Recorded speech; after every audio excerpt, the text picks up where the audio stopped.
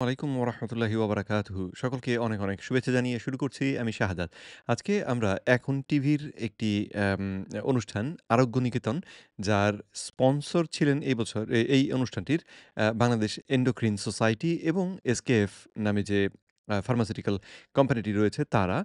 তো এখানে তারা ডায়াবেটিস নিয়ন্ত্রণে রোগীর ভূমিকা সম্পর্কে আলোচনা করছেন। ২ জন আম আ প্রফেসরকে নিয়ে তারা আলোচনাটি করছিলেন।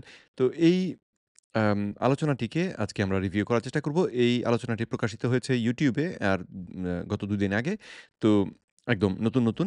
তো আম আমি ভিডিওটিকে আসলে এখনো পুরোপুরি দেখিনি। আমি আপনাদের সঙ্গেই একই সঙ্গে দেখব এবং তারপরে ওনাদের কথাগুলো শুনে কিছু আম রিভিউ করব। তো আম আমি রিভিউ করব বা করতে চাই, কিন্তু আমি কে? যারা আমাকে চেনেন না তাদের জন্য আমার পরিচয় দিয়ে রাখি।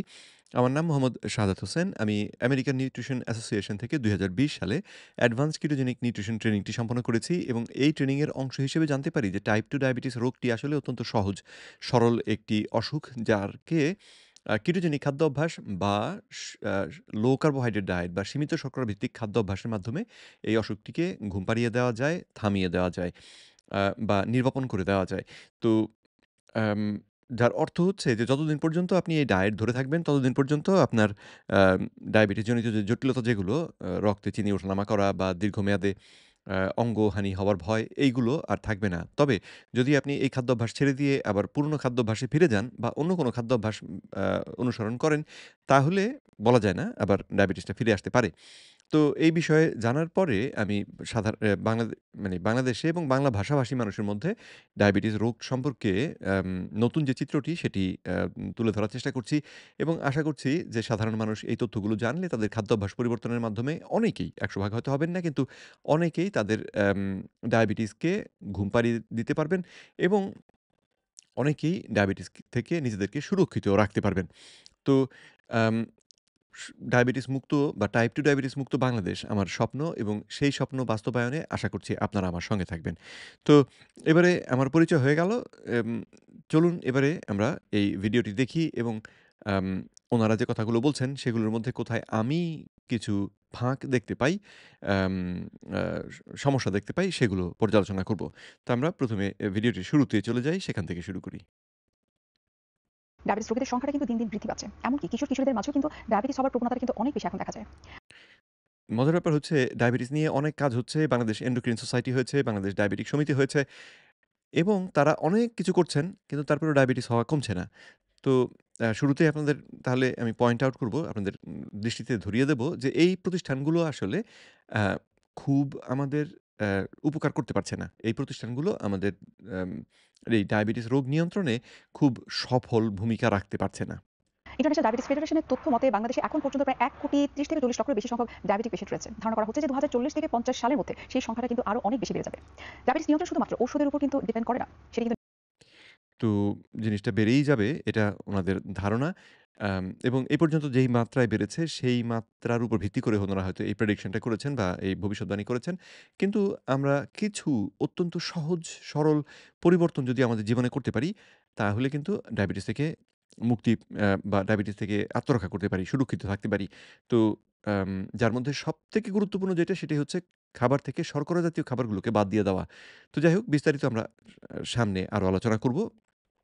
চলুন বাকি কথাগুলো শুনি। নির্ভর করে রোগীর নিজের ভূমিকা অর্থাৎ ব্যক্তিগত সচেতনতা কিন্তু এক্ষেত্রে অনেক বেশি গুরুত্বপূর্ণ। আজ এটা আমরা এই ঠিক কথা। বিষয়গুলো নিয়ে কিন্তু বিস্তারিত আলোচনা করার চেষ্টা করব। সুপ্রিয় দর্শক, আপনাদের সবাইকে আমন্ত্রণ জানাচ্ছি বাংলাদেশ এন্ডোক্রাইন সোসাইটি এবং এসকেপ নিবেদিত এখন টিভি নিয়মিত আয়োজন আরোগ্য নিকেতনে। আমি নুসরাত জাহান দিবাজ আপনাদের সঙ্গে রয়েছি। আমাদের আজকের আলোচ্য বিষয় হচ্ছে ডায়াবেটিস নিয়ন্ত্রণে রোগীর ভূমিকা, আর এই বিষয়টি নিয়ে কথা বলার জন্য আজ আমাদের সঙ্গে স্টুডিওতে উপস্থিত রয়েছেন professor doctor Mohammad Hafizur Rahman, senior consultant endocrinology বিভাগ, ইউনাইটেড হসপিটাল। আমাদের সঙ্গে আরো একজন অতিথি রয়েছেন, তিনি হলেন professor doctor Tanzina Hossain, endocrinology and metabolism বিভাগ, গ্রিনল্যাব মেডিকেল কলেজ অ্যান্ড হসপিটাল। আপনাদের দুজনকে স্বাগত জানাচ্ছি আমাদের আজকের এই অনুষ্ঠানে। ধন্যবাদ। ধন্যবাদ। যেমনটি বলছিলাম যে গ্লোবালি এবং সেই সাথে বাংলাদেশেও কিন্তু ডায়াবেটিক রোগীদের সংখ্যাটা বৃদ্ধি পাচ্ছে এবং আমরা যতটুকু জানি যে বিশ্বের শীর্ষ ১০টি দেশের মধ্যে কিন্তু বাংলাদেশ রয়েছে এবং বাংলাদেশের অবস্থান ৭ম অবস্থানে রয়েছে। আমি প্রফেসর ডক্টর মোহাম্মদ হাফিজুর রহমান আপনাকে দিয়ে আমাদের আলোচনাটা শুরু করতে চাই। প্রথমে একটু জানতে চাইবো আমাদের সমাজে মৌলিক কোন বিষয়গুলো রয়েছে বা অভ্যাসগুলো রয়েছে যেগুলোর জন্য ডায়াবেটিসের সংখ্যাটা আসলে বৃদ্ধি পাচ্ছে বা ডায়াবেটিক রোগীদের সংখ্যাটা বৃদ্ধি পাচ্ছে? তো এই ক্ষেত্রে আসলে কোনো একক কারণ এখানে বলা সম্ভব না। তো আমরা যদি দেখি যে আমাদের লাইফস্টাইল কিন্তু অনেক চেঞ্জ হয়ে গেছে। তো আমাদের খাদ্যাভ্যাস পরিবর্তন হয়েছে। আমাদের কায়িক পরিশ্রম নাই, আমাদের ব্যায়ামের জায়গা নাই, আমরা ব্যায়াম করার অভ্যাস নাই। তো এগুলো একটা বড় ফ্যাক্টর। আরেকটা হচ্ছে যে আমাদের দেশে সারা পৃথিবীতেই যেমন একটা হচ্ছে মানুষের গড় আয়ু কিন্তু বেড়ে গিয়েছে। গিয়েছে এবং একটা যে এজিং পপুলেশন, তো বয়স বাড়ার সাথে সাথে কিন্তু ডায়াবেটিসের সম্ভাবনা বেড়ে যায়। এছাড়াও আমরা অনেকগুলো কারণ জানি না, যেমন কিছু বলা হয় এনভায়রনমেন্টাল কিছু টক্সিন, আমাদের পরিবেশ কিন্তু দূষিত, পরিবেশের বিভিন্ন ধরনের টক্সিন আছে, সেগুলো কিন্তু এই ডায়াবেটিসের প্রকোপ বাড়াতে সাহায্য করছে। অর্থাৎ কোনো একটা একক কারণ না, তবে এই কারণ এর সাথে যেটা আমরা জানি যে একটা জেনেটিক ফ্যাক্টর, সেটা তো অবশ্যই আমরা ইনহেরিট করি। এর সাথে এই এনভায়রনমেন্টালি ফ্যাক্টরগুলো যখন যোগ হয়, তখন এই দেখা যাচ্ছে ডায়াবেটিসের প্রকোপটা বেড়ে যাচ্ছে। এই যে তো অনেকগুলো কথা তিনি বললেন। কিন্তু সবথেকে গুরুত্বপূর্ণ হচ্ছে আপনি কি খাচ্ছেন? আম এবং এই ক্ষেত্রে শর্করা কতটা খাচ্ছেন? শর্করা জাতীয় খাবারগুলোই আম ডায়াবেটিস রোগটির যে সংজ্ঞা আমরা সাধারণভাবে জানি, সেই সংজ্ঞায় বলা হয় যে ডায়াবেটিক রোগীর দেহে রক্তে চিনি বেড়ে থাকে। তো ডাক্তাররা সবসময় শুরু করেন সেখান থেকে যে আপনার দেহে চিনি বেড়ে থাকছে। কিন্তু কখনোই ব্যাখ্যা করে বোঝান না যে এই চিনিটা বেড়ে থাকছে কেন? ডক্টর ডেভিড আনউইন ইউকের যিনি ডাক্তার, যিনি টাইপ 2 ডায়াবেটিস রিভার্স করতে বা রিমিশন করতে অত্যন্ত পটু, তিনি বলেছেন যে রোগীকে এই সাধারণ একটি প্রশ্ন করলেই রোগী সমস্যাটিকে ধরে ফেলতে পারেন। সেটি কি? যদি তাকে বুঝিয়ে বলা হয় যে আপনার রক্তে চিনি বেড়েছে, তারপরে তাকে প্রশ্ন করুন যে আপনি কি বোঝেন এই চিনিটা কোত্থেকে এসছে? রোগী তখন বোঝার চেষ্টা করেন যে এই চিনিটা কোত্থেকে এসছে এবং যদি তখন তাকে আমরা ব্যাখ্যা করে বুঝিয়ে দিতে পারি যে এই চিনিটা রক্তে অতিরিক্ত চিনিটা তার খাবারের শর্করা যে অংশটা ছিল সেই অংশ থেকে এসেছে। অর্থাৎ ভাত, রুটি, আলু, বিভিন্ন ফল, আম আ বীজ ভিত্তিক বিভিন্ন খাবার, বিভিন্ন মাটির তলার সবজি এইগুলো খাওয়ার কারণে তার রক্তে চিনিটা বেড়ে গিয়েছে। এই কথাটা যদি তারা বুঝতে পারেন, সঙ্গে, সঙ্গে তারা এটাও বুঝে যান যে তাহলে সমাধানটা কি? রক্তে চিনিটাকে যদি আমরা বাড়তে দিতে না চাই, তাহলে যেই খাবারগুলো খেলে রক্তে চিনি বাড়ে সেগুলো খাওয়া চলবে না। সেগুলো খাওয়া বাদ দিতে হবে এবং সেটা করলে কিন্তু ডায়াবেটিস নিয়ন্ত্রণ অতি সহজ হয়ে যায়। তো আ আমাদের দেশের ডাক্তাররা আরো অনেক বিষয় নিয়ে চিন্তা করেন। এটা লোকে পারবে না, লোকের এটা হবে না, লোকের সেটা হবে না। তো আমি ব্যক্তিগতভাবে আবার সেটাকে করতে চাই না। আমি রোগীর সামনে তার অসুখটাকে ঠিক অসুখটা যেমন ঠিক সেইভাবেই উপস্থাপন করে দিতে চাই। তারপরে রোগী কি পারবে, কি পারবে না সেটা রোগী ঠিক করবেন। যদি তিনি না পারেন তাহলে তার জন্যে ঔষধ ভিত্তিক সমাধান তো রয়েছে। তো সেটা অবশ্য সমাধান ঠিক যে তা নয়। কিন্তু আ তার অসুখটা চলবে এবং তাকে কিছুদিন বেশি বাঁচিয়ে রাখা যাবে সেই চেষ্টা তো আমরা ওষুধ দিয়ে করতে পারব। কিন্তু রোগীকে অসুখটা সম্পর্কে পরিষ্কার ধারণাটা দিলে তখন রোগীর পক্ষে এই কোন পথ তিনি অনুসরণ করবেন, খাদ্যাভ্যাস পরিবর্তন নাকি ঔষধ ভিত্তিক জীবন ধারণ, এই সিদ্ধান্তটা তিনি সহজে নিতে পারেন। বংশগত বিষয়টা আপনি বললেন। অনেকের ক্ষেত্রে কিন্তু নিজেরা বলে থাকে যে আমার বাবা-মায়ের তো ডায়াবেটিস আছে। সো আমার তো ভবিষ্যতে ডায়াবেটিস হবে। এটার কোনো সন্দেহ নেই। সুতরাং আমি যে খাওয়া-দাওয়া করছি, ফিজিক্যাল এক্টিভিটিস করছি, সুতরাং আমার ডায়াবেটিস হবে। সো এই যে একটা ধারণা তাদের মধ্যে। কিন্তু চাইলেও তো এটাকে আসলে কন্ট্রোল করা যায়, নিয়ন্ত্রণ করা যায় বা প্রিভেনশন করা যায়। এই বিষয়ে আপনি কি বলবেন? হ্যাঁ, তো এটা একটা খুব ভালো প্রশ্ন। তো একটা হলো যে হ্যাঁ, অবশ্যই জেনেটিক প্রভাব রয়েছে ডায়াবেটিস হওয়ার ক্ষেত্রে। বিশেষ করে আমরা জানি যে ডায়াবেটিস ৪ ধরনের। টাইপ 1 ডায়াবেটিস, টাইপ 2 ডায়াবেটিস, কারণ ভিত্তিক ডায়াবেটিস এবং আরেকটা আমরা বলি গর্ভকালীন ডায়াবেটিস। তো বিশেষ করে টাইপ 2 এর ক্ষেত্রে এই জেনেটিক প্রভাবটা বেশি। টাইপ 1 এর ক্ষেত্রে কম। এই প্রভাবটা কেমন? আমরা যদি একটা উদাহরণ দিই, যেমন আমার ডায়াবেটিস হয়েছে। তাহলে আমার ভাই-বোনের এই টাইপ 2 ডায়াবেটিস সম্ভাবনা প্রায় 10%। হুম। আমার বাবার অথবা মায়ের একজনের ডায়াবেটিস আছে। তাহলে আমার সম্ভাবনা অ্যারাউন্ড 30% এর মতো। আমার বাবা-মা ২ জনের ডায়াবেটিস আছে। তাহলে আমার ডায়াবেটিস হওয়ার সম্ভাবনা প্রায় 70% এর মতো। অর্থাৎ বাবা-মার যদি ডায়াবেটিস থাকে সম্ভাবনাটা বেড়ে যায়। এখন বাবা-মা আছে যে বললাম 70%, তাহলে 30% কিন্তু তার বাবা-মার নাই। তারপরেও তার ডায়াবেটিস হচ্ছে। তো এইজন্য একটা জেনেটিক ফ্যাক্টর আছেই এবং ফ্যাক্টর ছাড়াও ওই যে বললাম যে এনভায়রনমেন্ট ফ্যাক্টরগুলো, এগুলোও কিন্তু ডায়াবেটিস হওয়ার ক্ষেত্রে প্রভাবিত করে। তবে যেটি আমরা সবসময় তো এই ফ্যাক্টরগুলো তো রয়েছেই কিন্তু পরিবারের আরেকটা ব্যাপার যেটা আমরা পরিবার থেকে পাই সেটি হচ্ছে খাদ্য অভ্যাস। আমরা আম কিভাবে রান্না করি, কোন খাবারগুলো খেতে পছন্দ করি, আম আম অনুষ্ঠান বিভিন্ন মানে ঘরে যদি মেহমান আসে তাদেরকে কি রকমের খাবার দেই, এই বিষয়গুলো কিন্তু আমরা পরিবার থেকে শিখি। তো কিছু, কিছু পরিবার আছে যেখানে মাছ-মাংস খাওয়ার দিকে ঝোঁক বেশি। কিছু পরিবার আছে যেখানে শাকসবজি খাওয়ার দিকে ঝোঁক বেশি। কেউ আছেন আবার এই শর্করা জাতীয় খাবারগুলো খাওয়ার দিকে ঝোঁক বেশি। এখন পরিবারের এই খাদ্যাভ্যাসটাই কিন্তু সবথেকে বড় ভূমিকা রাখে। যদিও আমাদের চিকিৎসকরা সেই দিকটা দেখেন না। বলি যে ব্যক্তিগতভাবে সচেতন হওয়াটা অনেক বেশি গুরুত্বপূর্ণ, তবে সেটি নিয়ন্ত্রণ করা সম্ভব। ডক্টর তানজিল, আপনার কাছে জানতে চাই যে আপনার মতে আসলে কি মনে হয় যে আমাদের সমাজে বা আমাদের বাংলাদেশের প্রেক্ষাপটে বেসিক কোন গ্যাপগুলো রয়েছে যেগুলোর জন্য আসলে রোগীরা গুরুত্ব দিতে চায় না বা সেটাকে অবহেলা করে থাকে? যেমনটি স্যার বলছিলেন যে জেনেটিকগত কিছু বিষয় রয়েছে যেটার জন্য পেশেন্টরা মনে করে যে আমার তো ডায়াবেটিস হবে, অথবা নিজেদের স্বাস্থ্য সচেতনতার বিষয়ে তারা খুবই অবহেলা করে থাকে। এই ব্যাপারে আসলে আপনার কাছে কি মনে হয় যে গ্যাপটা আসলে কোথায় রয়েছে? আসলে খুবই গুরুত্বপূর্ণ, কারণ আমরা সাধারণত বাংলাদেশী মানুষরা অসুস্থ না হলে ডাক্তারের কাছেও যাই না এবং কোনো রকমের উপসর্গ দেখা না দিলে কখনো কোনো পরীক্ষা নিরীক্ষাও করি না। কিন্তু ডায়াবেটিস একটা অসংক্রামক ব্যাধি এবং মনে রাখতে হবে এর কিন্তু উপসর্গ আসে অনেক দেরিতে। মানে উপসর্গ যখন তৈরি হবে তখন অনেকখানি পেরিয়ে গেছে বা জটিলতা তৈরি হয়েছে। ডায়াবেটিস উপসর্গের জন্য অপেক্ষা করতে হবে না, এটা স্ক্রিনিং এর মাধ্যমে আমাদের জানতে হবে যে নিয়মিত এই কথাটা ঠিক নয়। এই কথাটা একদমই ভুল কথা। মানে ডায়াবেটিসের উপসর্গ উনারা বলছেন দেখা দেয় না। অথচ ডায়াবেটিসের উপসর্গ কিন্তু অতি আমাদের প্রায় মানে যারাই ডায়াবেটিসে আক্রান্ত তাদের সকলের দেহেই প্রায় কিছু না কিছু উপসর্গ দেখা দেয়। সমস্যা হচ্ছে এই উপসর্গগুলো যে আসলে ডায়াবেটিসের উপসর্গ, ডাক্তাররা আমাদেরকে সে কথা বলেন না। ডাক্তাররা ওই রক্তে চিনি বাড়লে তখনই সেটাকে একমাত্র উপসর্গ হিসেবে ধরেন যে তাহলে এখন আপনার ডায়াবেটিস হলো। কিন্তু ডায়াবেটিস অসুখটি আসলে এই রক্তে চিনি বাড়া শুরু হওয়ারও প্রায় ১৫ বছর বা ১০ বছর আগে থেকে শুরু হয়। তো এই যে ১০ বছর সময় গেল, এই সময়ের মধ্যে আপনার দেহে আপনি কিছু উপসর্গ দেখতে পাবেন। পুরুষদের ক্ষেত্রে আপনার ইরেকটাইল ডিসফাংশন হতে পারে, যারা প্রাপ্তবয়স্ক পুরুষ।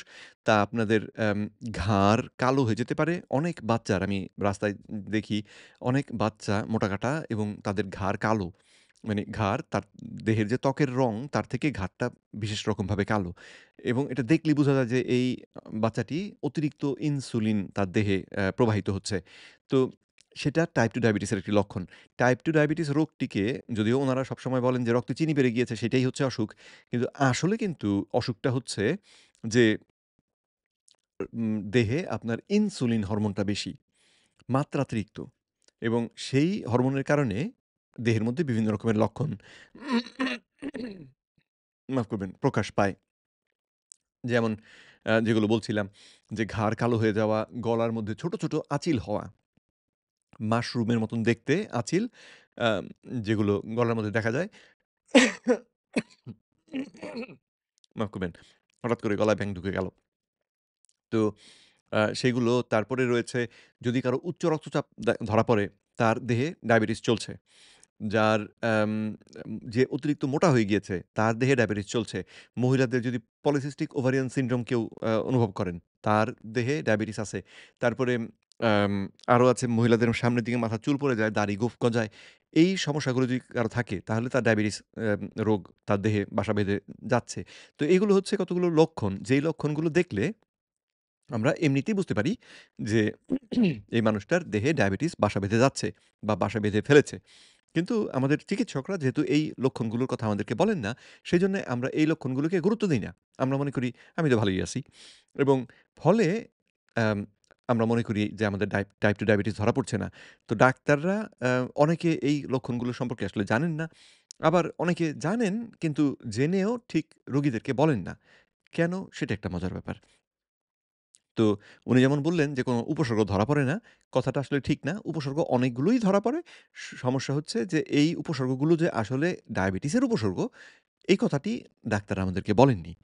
ফলে আমরা এই উপসর্গ নিয়ে দিব্যি চলে ফিরে বেড়াচ্ছি এবং যখন অবস্থাটা খুব গুরুতর পর্যায়ে চলে যাচ্ছে, তখন আমরা ডায়াবেটিস আমাদের ধরা পড়ছে, রক্তে চিনির মাত্রা পরিবর্তিত হয়ে যাচ্ছে বা বেড়ে যাচ্ছে।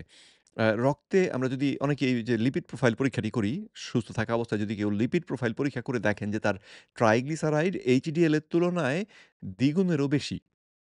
এইচডিএল এর তুলনায় ট্রাইগ্লিসারাইড যদি দ্বিগুণেরও বেশি, অর্থাৎ ট্রাইগ্লিসারাইডকে আপনি এইচডিএল দিয়ে ভাগ করলে ভাগফল যদি ২ এর বেশি হয়, তাহলেই আপনার দেহে সন্দেহ করতে হবে যে টাইপ 2 ডায়াবেটিস বাসা বাঁধতে শুরু করে দিয়েছে। অন্য কোনো লক্ষণ দেখা না গেলেও তখন আপনার এই সন্দেহটি করতে হবে। তাহলে আপনি টাইপ 2 ডায়াবেটিস থেকে নিরাপদ থাকতে পারবেন। কিভাবে? অত্যন্ত সহজ। খাবার থেকে শর্করাটাকে বাদ দিয়ে দিতে হবে। মাছ, মাংস, ডিম, চর্বি আম এগুলো সবুজ শাকসবজি পর্যন্ত খেতে পারবেন। মানে মাটির উপরে জন্মায় যেগুলো, সেরকম সবুজ শাকসবজিও খাওয়া যায়। কিন্তু অন্য খাবারগুলো যেগুলোতে শর্করা বেশি থাকে, সেই খাবারগুলোকে বাদ দিতে হয়। তাহলেই আপনার রক্ত চিনির মাত্রা স্বাভাবিক পর্যায়ে চলে আসবে এবং আম আপনি এই অসুখ থেকে নিজেকে সুরক্ষা দিতে পারবেন। আর এই যে খাদ্যাভ্যাসটির কথা আমি বললাম, এই খাদ্যাভ্যাসটি কিন্তু অন্য নামে এটাকে বলা হয় কেটোজেনিক ডায়েট বা সীমিত শর্করা ভিত্তিক খাদ্যাভ্যাস। পরীক্ষা-নিরীক্ষার মাধ্যমে আমার ডায়াবেটিস হয়েছে কিনা বা আমি ডায়াবেটিসের ঝুঁকিতে আছি কিনা সেটা আমাকে বের করতে হবে। এই জায়গাটাতে বাংলাদেশের মানুষের একটা গ্যাপ আছে। কারণ আমি আগেই বলেছি যতক্ষণ না আমরা অসুস্থ হই ততক্ষণ পর্যন্ত আমরা আসলে কোনো পরীক্ষা-নিরীক্ষাও করি না আর কোনো ডাক্তারের কাছেও যাই না। কিন্তু বলা আছে যে ৩৫ বছরের পরে প্রতিটি মানুষ বছরে একবার ডায়াবেটিস পরীক্ষা করবেন, একবার রক্তচাপ মাপবেন, রক্তের কোলেস্টেরল মাপবেন। এই যে রুটিন একটা স্ক্রিনিং বিদেশে হয়ে থাকে সেটা আমাদের দেশে কখনো হয় না। এজন্য বলা হয় আন্তর্জাতিক ডায়াবেটিস ফেডারেশন বলছেন যে প্রায় 50% এর বেশি মানুষ এখনো জানেই না যে তার ডায়াবেটিস আছে কি নেই। এই জায়গায় আমাদের দেশে এই যেহেতু পরীক্ষা-নিরীক্ষার উপরে খুব বেশি জোর দেয়া হয়, সাধারণ মানুষ পরীক্ষা করতে গেলেই পয়সা খরচ করতে হবে। সুতরাং সেজন্যে দেখা যায় যে খুব বেশি আম আগ্রহী নন এই কাজগুলো করতে। আমরা গরিব দেশ এবং মানুষের তো আ টাকা-পয়সা তো আর মানে গাছে তো টাকা গজাচ্ছে না। যে ঝাঁকি দিলাম আর পড়ল আর সেই টাকা দিয়ে গিয়ে টেস্ট করিয়ে এলাম। তাই না? তো সেজন্য টেস্ট করার ক্ষেত্রে মানুষ আসলে এই থেকে খানিকটা দূরে থাকার চেষ্টা করেন এবং যৌক্তিক কারণেই। কিন্তু অন্য যে লক্ষণগুলোর কথা আমি বললাম, এই যে ঘাড়ের একান্থোসিস নাইগ্রা যে কালো হয়ে যাওয়ার লক্ষণটি, বগল কালো হয়ে যাওয়া, এই ছোট, ছোট আঁচিলগুলো, এইগুলো তো আমরা দেখতে পাই। তাই না? মানুষটা মোটা হয়ে গিয়েছে। আমরা দেখতে পাই। একজনের দেহ চিকন কিন্তু ভুঁড়িটা বড়। সেটা আমরা দেখতে পাই। ইরেকটাইল ডিসফাংশন যদি কারো হয়ে থাকে আমরা সেটা অনুভব করতে পারি। নারীদের ক্ষেত্রে পিসিওএস অনুভব করতে পারি। বা দাড়ি খুব তাদের গজাচ্ছে, অবাঞ্ছিত লোম যেটা হচ্ছে, দেখলেই আমরা বুঝতে পারি যে তার শরীরে সমস্যা রয়েছে। তাই না? তো এই লক্ষণগুলো কিন্তু আর অন্য পরীক্ষা লাগে না। এই লক্ষণগুলো দেখলেই যদি আমরা সতর্কতা হিসেবেই আমাদের খাদ্য থেকে এই কার্বোহাইড্রেটটাকে কমিয়ে দিই, তাহলে কিন্তু আমরা ডায়াবেটিস হবার যে ঝুঁকি, সেটাকে অনেকটা কমিয়ে ফেলতে পারবো এবং যার ডায়াবেটিস হয়ে গিয়েছে, তিনিও সুরক্ষিত থাকতে পারবেন। একটা বড় গ্যাপ আমাদের রয়ে গেছে। আরেকটি গ্যাপ রয়েছে যেটা আপনি বললেন যে আমরা হাল ছেড়ে দেই যে আমার তো বাবা-মা আছে, আমার তো হবেই বা যখন হবে তখন দেখা যাবে। এরকম একটা প্রবণতা বাঙালিদের মধ্যে আছে। কিন্তু আসলে আমরা যদি আমাদের লাইফস্টাইলটা পরিবর্তন করতে পারি, কিছু, কিছু ঝুঁকি আছে যেগুলো অপরিবর্তনীয়। যেমন পরিবারের ইতিহাস, যেমন বয়স বাড়া। এটা তো আমরা পরিবর্তন করতে পারব না। কিন্তু কিছু, কিছু ঝুঁকি আছে যেগুলো পরিবর্তন করা সম্ভব। যেমন খাদ্যাভ্যাস। আমরা যদি মন্দ খাদ্যাভ্যাসের থেকে দূরে সরে আসি এবং ভালো খাদ্যাভ্যাস চর্চা করি, ফিজিক্যাল অ্যাক্টিভিটি আমরা যদি শারীরিকভাবে সক্রিয় হই, ব্যায়াম করি, এক্সারসাইজ করি, নিয়মিত এক্সারসাইজ করি, ওজনটা যদি নিয়ন্ত্রণে রাখতে পারি, স্লিপ প্যাটার্ন এখন বলে খুব গুরুত্বপূর্ণ। আমাদের অভ্যাস হয়ে গেছে রাত জাগা এবং এই রাত জাগা কিন্তু আমাদের ডায়াবেটিস এবং অন্যান্য আমরা লাইফস্টাইল মডিফিকেশন সেখানে কি কি বিষয় থাকতে সেটা জানবো। একটু প্রি ডায়াবেটিস নিয়ে আপনার কাছে জানতে চাই। যেটি বলছিলাম যে বেসিক গ্যাপ কোনটা আসলে রয়েছে। এক্ষেত্রে আমি প্রি ডায়াবেটিস নিয়ে একটু জানবো। আসলে প্রি ডায়াবেটিস যাদের রয়েছে তারাও কিন্তু মনে করে যে না এখনো আমার হয়নি। হ্যাঁ, এখন আমার কিছু করার দরকার নেই। আর প্রি ডায়াবেটিস বেশিরভাগ ক্ষেত্রে ধরাও পড়ে না, কারণ ওই সময় তো কোনো উপসর্গ থাকে না, কোনো সমস্যা থাকে না, বয়সও কম থাকে, যে কারণে আমরা টেস্ট করি না। কিন্তু আমরা যদি নিয়মিত টেস্ট করতাম তাহলে কিন্তু ডায়াবেটিস হওয়ার আগেই ডায়াবেটিসের পূর্বাবস্থা যেটাকে বলা হচ্ছে প্রি ডায়াবেটিস রেঞ্জেই আমরা ধরে ফেলতে পারতাম যে আমার ডায়াবেটিস হতে যাচ্ছে। আমি যদি এটা ধরতে পারি তাহলে তো আমি আমার লাইফস্টাইলকে পরিবর্তন করতে পারি এবং সেক্ষেত্রে আমি সচেতন হতে পারি। যদি আপনি প্রি ডায়াবেটিস অবস্থাতে আপনার লাইফস্টাইলকে পরিবর্তন করতে পারেন তাহলে পুরোপুরি ডায়াবেটিসকে প্রতিরোধ করা সম্ভব। মানে সারা জীবন আপনি এই অবস্থাতেই রয়ে যেতে পারেন যে ডায়াবেটিস পুরোপুরি প্রতিরোধ করতে পারেন। তাহলে এই প্রি ডায়াবেটিস স্টেজে শনাক্ত করা খুব গুরুত্বপূর্ণ একটা বিষয়। এবং আপনার প্রি ডায়াবেটিস হয়েছে বা প্রি ডায়াবেটিস অবস্থায় যাওয়ার আগেই কিন্তু আপনি ওই যে, যে লক্ষণগুলোর কথা একটু আগে আমি বললাম, সেই লক্ষণগুলো আপনার দেহে দেখলে বুঝবেন যে আপনার দেহে গন্ডগোল শুরু হয়ে গিয়েছে। বুঝবেন কি করে? একেবারে নিশ্চিত হতে চান। আপনার টাকা-পয়সা আছে, আপনি পরীক্ষা করাতে পারেন এবং আপনি নিশ্চিত হতে চান যে আপনার আ এ দেহে ডায়াবেটিস বাসা বাঁধতে শুরু করেছে। কি করে পরীক্ষা করবেন? আপনি ফাস্টিং ইনসুলিন নামে একটি পরীক্ষা আছে, সেই পরীক্ষাটি করতে পারেন। সেই পরীক্ষায় রেঞ্জ সাধারণত হয় ২ থেকে ২৪ বা ৩ থেকে ২৭ এরকম রেঞ্জের। সেই রেঞ্জের মধ্যে আপনার মাত্রা যদি আম ৬ থেকে ৯ এর মধ্যে থাকে, তাহলে আপনি নিরাপদ। ৯ এর বেশি হয়ে গেলেই ইনসুলিনের মাত্রা যদি আপনার খালি পেটে ৯ এর উপরে থাকে, তার মানে হচ্ছে আপনার দেহে ডায়াবেটিসটা বাসা বাঁধতে শুরু করে দিয়েছে। যত উপরে যাবে তত আপনার অবস্থা খারাপ। তো যদি সেই পরীক্ষাটি করেন অথবা যদি অন্য কোনো কারণে কাউকে লিপিড প্রোফাইল পরীক্ষা করতে হয়, তাহলে তো একটু আগে বললাম TG/HDL রেশিও সেটা যদি ২ এর থেকে বেশি হয়, তাহলে আপনার দেহে এই টাইপ 2 ডায়াবেটিস বাসা বাঁধতে শুরু করেছে। সি-পেপটাইড নামে আরেকটি পরীক্ষা আছে। সেই পরীক্ষাটি করলে আপনার প্যানক্রিয়াস প্রতিদিন ঠিক কতটা ইনসুলিন উৎপাদন করে বা পরীক্ষা যেদিন করবেন সেইদিন ঠিক কতটা ইনসুলিন উৎপাদন করেছে তার একটা হিসেব পাওয়া যাবে। এবং আমি যেভাবে টাইপ 2 ডায়াবেটিস আপনাদের কাছে ব্যাখ্যা করছি, তাতে আমি দাবি করছি যে টাইপ 2 ডায়াবেটিক রোগীর দেহে ইনসুলিন উৎপাদন হবে স্বাভাবিকের থেকে অনেক বেশি। অর্থাৎ এই সি-পেপটাইড পরীক্ষা করে যদি আপনি দেখেন আপনার দেহে ইনসুলিনের উৎপাদন স্বাভাবিক থেকে বেশি হচ্ছে, তাহলেই আপনি বুঝবেন যে আপনার দেহে টাইপ 2 ডায়াবেটিস বাসা বেঁধে ফেলেছে। তো এই অবস্থায় সমাধান কিন্তু খুব সহজ। খাবার থেকে শর্করাটাকে বাদ দিয়ে দেওয়া। মাছ, মাংস, ডিম এগুলো খেয়ে পেট ভরে খেতে পারবেন। শুধু শর্করাটাকে বাদ দিতে হবে এবং ঘন, ঘন খাওয়া চলবে না। কিন্তু মাছ, মাংস, ডিম এবং চর্বি যদি আপনি ঠিক মতন খান, তাহলে আপনার ক্ষুধা পেতে এত দেরি হবে যে লোকে দিনে ৩ বেলাও খায় না। যারা এই খাদ্য অভ্যাস করে, তারা দিনে ৩ বেলাও খায় না কারণ ক্ষুধা পায় না। তো দেখা যায় তারা ২ বেলা খেয়েই তাদের দিন পার করে দেয়। আমি ডক্টর হাফিজ হোসেন আপনার কাছে একটু প্রি ডায়াবেটিস নিয়ে একটু জানতে চাই যে যাদের প্রি ডায়াবেটিসটা হচ্ছে, প্রি ডায়াবেটিক পেশেন্ট যারা তারা মনে করে যে এটা প্রিতেই আছে, দ্যাট মিনস আমরা এখনো আমি পুরোপুরিভাবে ডায়াবেটিক পেশেন্ট নয়। তারা হয়তো ডাক্তারের পরামর্শ নিচ্ছে, তারা হয়তো পুষ্টিবিদের পরামর্শ নিচ্ছে, কিন্তু সেই যে একটা ভ্রান্ত একটা ধারণা যে আমার ডায়াবেটিক তো এখনো হয়, ডায়াবেটিক পেশেন্ট আমি এখনো হইনি। এই বিষয়ে আপনার মতামত কি বা তাদের জন্য মেসেজ কি বা আপনি কি পরামর্শ দিতে চান তাদের জন্য? এটা কিন্তু খুবই গুরুত্বপূর্ণ। কারণ আমি যদি এই যে আমরা বলি যে ডায়াবেটিস অ্যাকচুয়ালি এক কথায় যে টাইপ 1 ডায়াবেটিস কিন্তু এটা প্রিভেন্ট করা যায় না। এবং এই প্রফেসর হাফিজুর রহমানের দেহ দেখে দেখুন পেটটা একটুখানি বেরিয়ে রয়েছে না? তো বসে থাকার সময় অনেকের পেট একটু বেরিয়ে থাকে কিন্তু দাঁড়িয়ে থাকার পরে উনাকে দাঁড়ানোর ছবি আমি দেখিনি।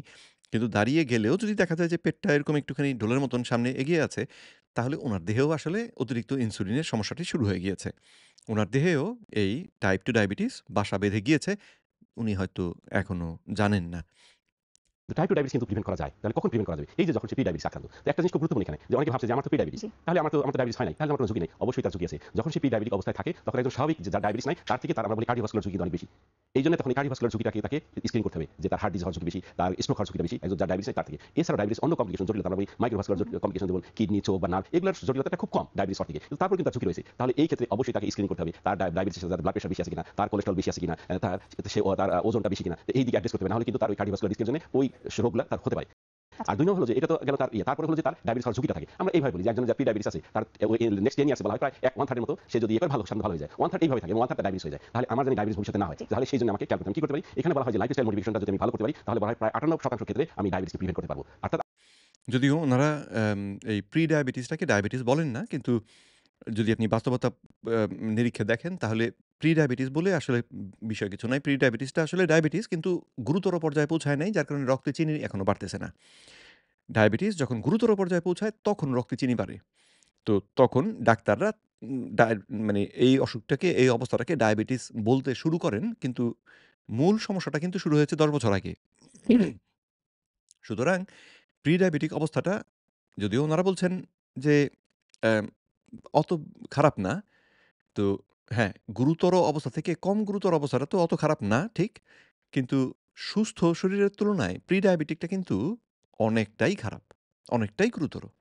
আমার ভবিষ্যতে ডায়াবেটিস হবে না। সেইজন্যই এই অবস্থায় আমরা বলি যে এইভাবে আমি আমার রোগীদের এইভাবে বলি যে রাস্তায় তো ৩ টা সিগন্যাল। একটা গ্রিন সিগন্যাল, একটা ইয়েলো সিগন্যাল, একটা রেড সিগন্যাল। এই ইয়েলো সিগন্যালটা হচ্ছে প্রি-ডায়াবেটিস। অর্থাৎ তখন কিন্তু আমাকে সতর্ক হতে হবে যে সামনে আমার রেড সিগন্যাল। রেড সিগন্যাল জানি তাকে আমাকে ওইটাকে খেয়াল করেই আমাকে এই লাইফস্টাইলটা উন্নত করতে হবে। আমার স্বাস্থ্যকর খাবার খেতে হবে, আমাকে কায়িক পরিশ্রম করতে হবে, ব্যায়াম করতে হবে। তাহলে কিন্তু আমি এই ক্ষেত্রে অনেক ক্ষেত্রে আমি প্রিভেন্ট করতে পারব। জি, আমরা এখন কিন্তু একটা বিষয় খেয়াল করেছি যে যারা ওভারওয়েট বা ওবেসিটিতে ভুগছে তাদের অধিকাংশের বয়স তাদের যাই হোক না কেন একটা সময় কিন্তু দেখা যাচ্ছে তাদের ব্লাড সুগার কিন্তু বেড়ে যাচ্ছে, ফাস্টিং ব্লাড সুগার অথবা ৩ মাসের যে গড় ব্লাড সুগার যেটা HbA1c সেটা কিন্তু বাড়তি হচ্ছে এবং তাদের একটা প্রশ্ন থাকে যে আমি তো নন ডায়াবেটিক পেশেন্ট ছিলাম কিন্তু আমার ওজন বাড়তির সাথে আমার প্রি ডায়াবেটিস বা ব্লাড সুগার বেড়ে যাওয়ার আসলে সম্পর্কটা কোথায় সেটা যদি ছোট করে একটু বলতেন। তো এখানে খুব গুরুত্বপূর্ণ যে আমরা যদি বলি যে যেটা বিশেষ করে ওবেসিটির সাথে টাইপ 2 ডায়াবেটিসের সম্পর্ক।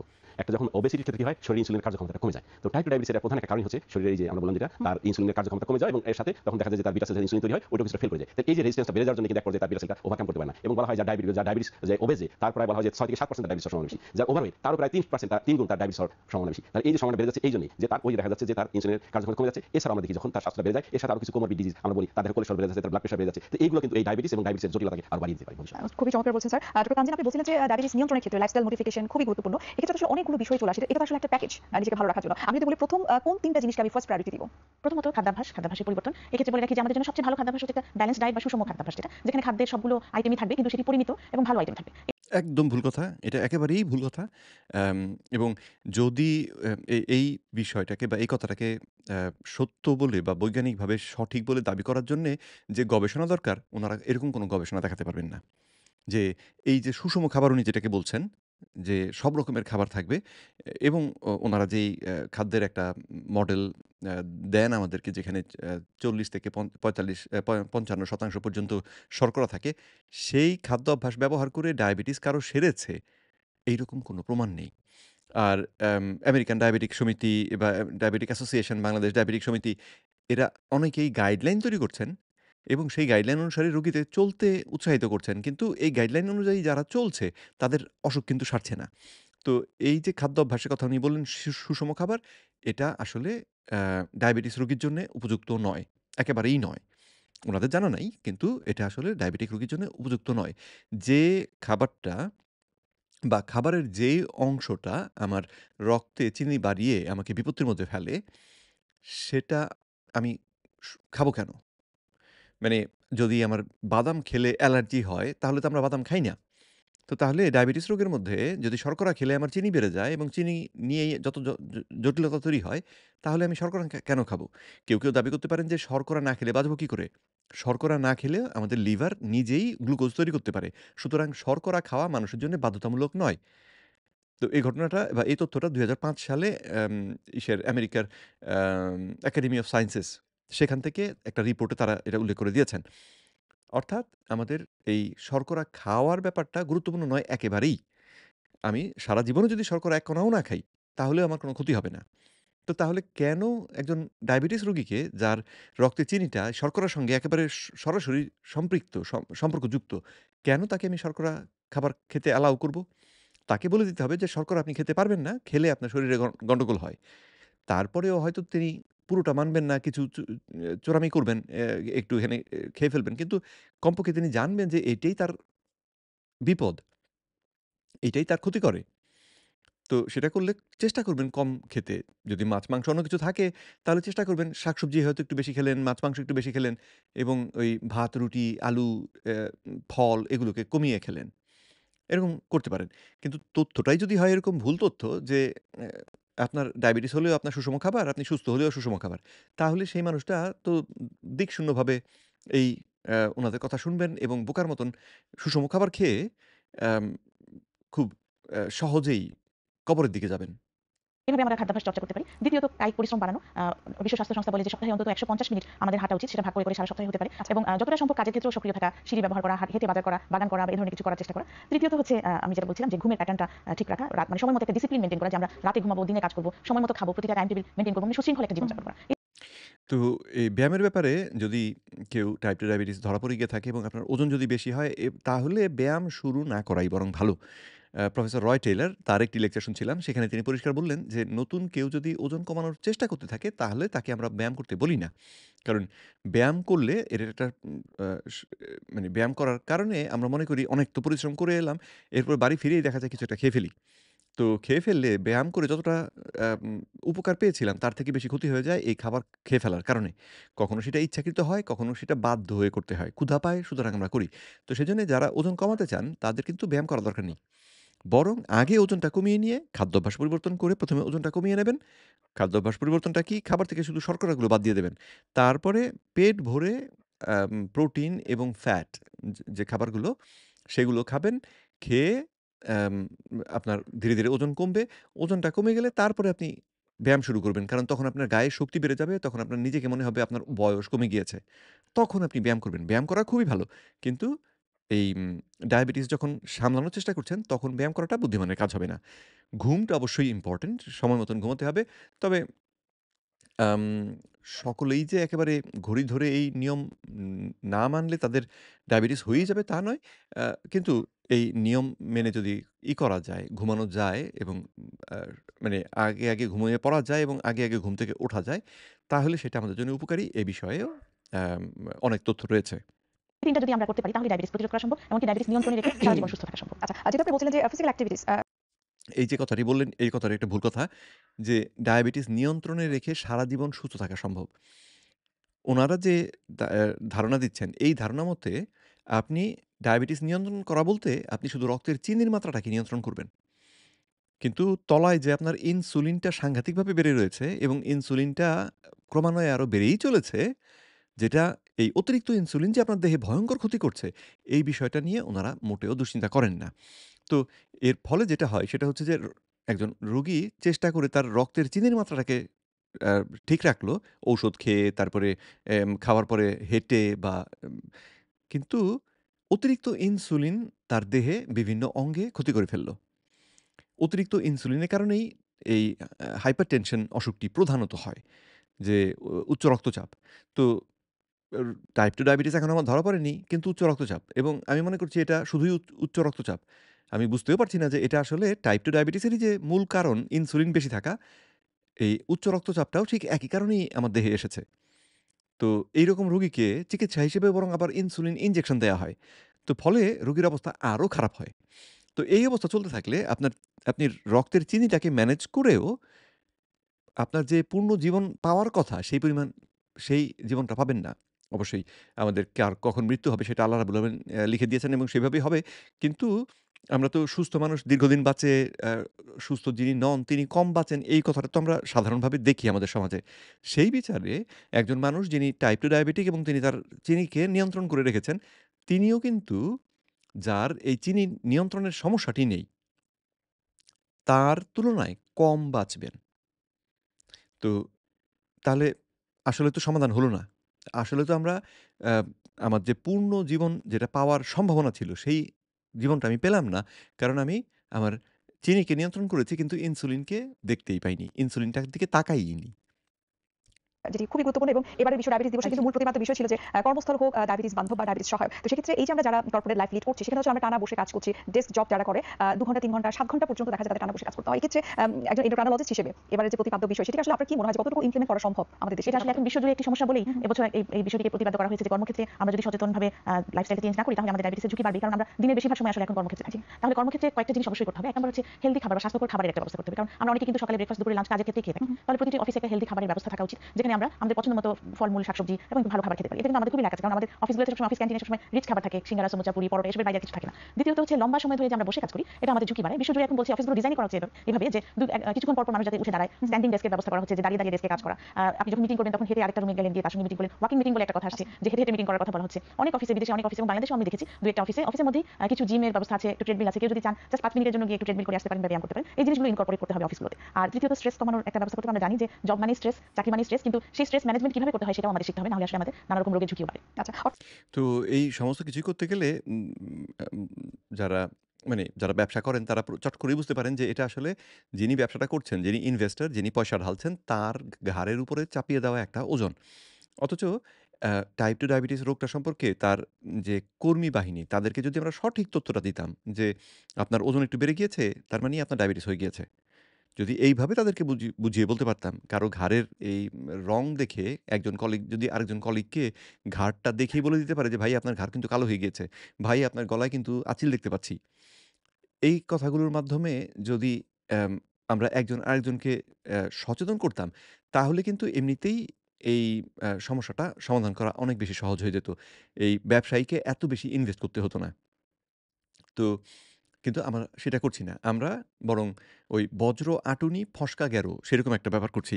যেই জায়গাতে শক্ত করে গেরো দিচ্ছি, সেই গেরোটা আসলে না দিলেও চলত। তার থেকে অনেক সহজ তথ্য রোগীকে বা আমাদের কাজের পরিবেশের মধ্যে যদি আমরা প্রচার করতাম তাহলে সমস্যাটি মিটে যেত। আর লোকে সারাদিন বসে তো আসলে কাজ করে না। এটা ওনারা বলেন সারাদিন বসে থাকে। আসলে কেউ সারাদিন বসে কাজ করে না।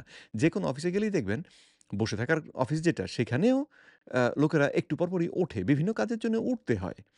তো আ একদম এই যে ডায়াবেটিস বেড়ে যাচ্ছে কারণ আমরা কাজের মধ্যে গিয়ে সারাদিন বসে থাকি। এটা হচ্ছে না। মানসিক চাপ কাজ করতে গেলে আমাদের চাপ কিছু আসবে। কিন্তু যদি আমরা খাদ্যাভ্যাসটা সঠিক রাখি, আমাদের মস্তিষ্ক যদি সুস্থ থাকে তাহলে দেখা যায় যে এই মানসিক চাপটা আমরা ম্যানেজ করতে পারি। সহজেই আমরা এটাকে সামলে নিতে পারি। তো সেটা করা বেশি জরুরি। তো প্রোটিন এবং ফ্যাট এই খাবারগুলো সাধারণত মাফ করবেন হবে অত্যন্ত পুষ্টিকর খাবার। মাছ, মাংস, ডিম অত্যন্ত পুষ্টিকর খাবার, তাই না? তো সঙ্গে যদি ঘি, মাখন একটুখানি কেউ খেতে পারেন বা গরুর চর্বি ধরুন, গরু বা ভেড়া যাই হোক সেগুলোর চর্বি যদি আমরা একটু খেতে পারি, তাহলে আমাদের অত্যন্ত পুষ্টিকর খাবার খাচ্ছি। পুষ্টিকর খাবার খেলে দেহ যেমন ভালো থাকবে, মস্তিষ্কও ভালো থাকবে। তো ফলে দেখা যাবে যে দেহে শক্তি বেশি হলে মানুষ এই যে বসে থাকার পরিবর্তে দাঁড়িয়ে থেকে কাজ করব, এটার জন্য তো শক্তিও চাই, তাই না? তারপরে আম আম একটু পরপরই আমি ওঠানামা করব বা আ সিঁড়ি দিয়ে হেঁটে উঠবো, লিফটে চড়বো না, এগুলোর জন্য তো শক্তি চাই। তো খাবারটা যদি ঠিক মতন খাই, শর্করা বাদ দিয়ে, তাহলে কিন্তু এই কাজগুলো করা এমনিতেই আমাদের জন্য সহজ হয়ে দাঁড়ায়। তখন এই কাজগুলো প্রাকৃতিকভাবে আমাদের মধ্যে এসে যাবে। স্বাভাবিকভাবেই আমরা করতে শুরু করব। যদিও উনারা বিষয়টিকে খানিকটা যেন বুঝতে পারেন না, সেভাবে করে বলেন। আমরা যেরকমভাবে আসলে প্রতিপাদ্য বিষয়টাকে নির্ধারণ করেছি, হয়তো আমাদের দেশে সময় লাগলেও আমরা আশা করি যে খুব দ্রুতই এই ধরনের কার্যক্রমগুলো শুরু হবে এবং এক্ষেত্রে মনে হয় যে প্রত্যেকটা অর্গানাইজেশনের এক্ষেত্রে নিজ নিজ ক্ষেত্রে ইনিশিয়েটিভ নেওয়াটা অনেক বেশি গুরুত্বপূর্ণ। আমরা ডায়াবেটিস নিয়ে আরো বিস্তারিত আলোচনা করার চেষ্টা আরেকজনের করব। কাঁধে যেহেতু সময় চাপিয়ে হয়ে গেছে, দিই। আমরা বিরতি দিচ্ছি।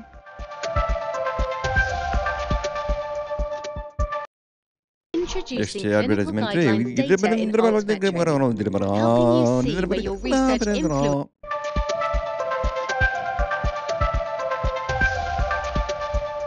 বিরতির আগে আমরা কথা বলছিলাম যে অফিস এনভায়রনমেন্ট আসলে কতটুকু ডায়াবেটিস বান্ধব হওয়া উচিত। আপনি খুব চমৎকার করে বললেন যে ইনশাআল্লাহ আমাদের বাংলাদেশে খুব দ্রুত সেটি শুরু হতে যাচ্ছে। আমি ডক্টর হাফিজ রহমান স্যার আপনার কাছে একটু জানবো যে ডায়াবেটিস নিয়ন্ত্রণের ক্ষেত্রে কিন্তু অনেক ধরনের মিসকনসেপশন রয়েছে, কিছু মিথ রয়েছে। আপনার কাছে একটু জানতে চাইবো যে আমরা সোশ্যাল মিডিয়ার বদৌলতে আমরা সবাই জানি যে সোশ্যাল মিডিয়ার কিছু সুবিধা রয়েছে, কিছু অসুবিধা রয়েছে। আমরা যদি অসুবিধার কথাগুলো বলি, সেখানে কিন্তু অনেক ধরনের বিজ্ঞাপন আমরা দেখতে পাই যে ডায়াবেটিস নিয়ন্ত্রণের জন্য অমুক সাপ্লিমেন্ট রয়েছে, অমুক পাউডার রয়েছে, অমুক ট্যাবলেট রয়েছে, যেগুলো আপনি যদি রেগুলার বেসিসে খান আপনার সুগার কন্ট্রোলে চলে আসবে, আপনার কোনো ধরনের ওষুধ খেতে হবে না। এই বিষয়ে আপনার মতামত কি? এক্ষেত্রে আসলে আপনি যেটা বলেছেন ইদানিং আমরা দেখছি এটা খুব বেশি এবং অনেক সময় আমাদের অনেক স্বনামধন্য এন্ডোক্রাইনোলজির ছবি ব্যবহার করা হচ্ছে এবং এআই দিয়ে বিভিন্ন ধরনের বক্তব্য আমরা দেখতে পাচ্ছি এবং এটা আমি বলবো যে এটা যেমন আমার নিজের যদি আমি একটা ঘটনার কথা বলি, এক সময় এরকম ঠিক আমার নামে এই ধরনের একটা বিজ্ঞাপন দেওয়া হলো। দেওয়ার পর আমি এটা নিয়ে তখন একটু খুব চিন্তা করলাম যে কি করা যাবে। তখন আমি আসলে থানায় একটা জিডিও করেছি, বিভিন্ন জায়গায় করেছি। ওই সময় আমার কাছে একজন পুলিশ অফিসার আসলেন। তো উনি এসে আমাকে বললেন, তখন আমি বললাম দেখেন এরকম একটা প্রবলেম আমার, আমি তো কারণ এই যে ওষুধটার কথা বলা হচ্ছে এই ওষুধটা খেয়ে যদি কারো কোনো প্রবলেম হয় তখন তো আমাকে বলবে যে বাংলাদেশ এন্ডোক্রাইনোলজির কথা বলছে। তখন উনি বললেন ডাক্তার সাহেব খুব ভালো কথা বলেছেন। আমার ওয়াইফ তো গতকাল রাত্রে আমাকে বলছিল যে তুমি এই ওষুধটা কি জানো, এটা এই ডাক্তার সাহেব বলেছেন। তো দেখেন আপনার কাছে যদি এই জিনিসটা আমি না জানতে পারতাম তাহলে আমি ওষুধটা কিনতাম। তাহলে এই যে একটা প্রবলেম, তাহলে এই জিনিসটাকে আমাদের আসলে এই অ্যাওয়ারনেসটাকে আমাদের বাড়াতে হবে যে বিভিন্ন ধরনের হার্বাল ওষুধের কথা বলা হচ্ছে যেগুলো কোনো রিসার্চ নাই। যে আমরা যে ওষুধগুলো খাই আমরা দেখি একটা ওষুধ আমেরিকা এফডি অ্যাপ্রুভাল পেতে গেলে অনেকগুলো ধাপ পার হতে হয়, অনেকগুলো স্টেজ পার হতে হয়, তারপর সেই ওষুধটা একটা অ্যাপ্রুভাল পায়, সেই ওষুধটা দেখা যায় যে শুধু ব্লাড সুগার কমালেই হবে না, তার কার্ডিয়াক সেফটি আছে কিনা, তার রেনাল সেফটি আছে কিনা, অন্য কোনো প্রকৃতি ক্যান্সার হওয়ার ঝুঁকি আছে কিনা, তারপরে কিন্তু সেই অ্যাপ্রুভাল পায়। কিন্তু এখন বলা হচ্ছে যে না, এই হার্বাল ওষুধের কোনো সাইড এফেক্ট নাই। তো এই জিনিসটাতে রোগীরা বিভ্রান্ত হচ্ছে। আমি এই কথাটা বলি যে জেনে শুনে বিষ খাওয়া ভালো, কিন্তু আপনি না জেনে কোনো ওষুধ খাওয়াটা কোনো সাইন্টিফিক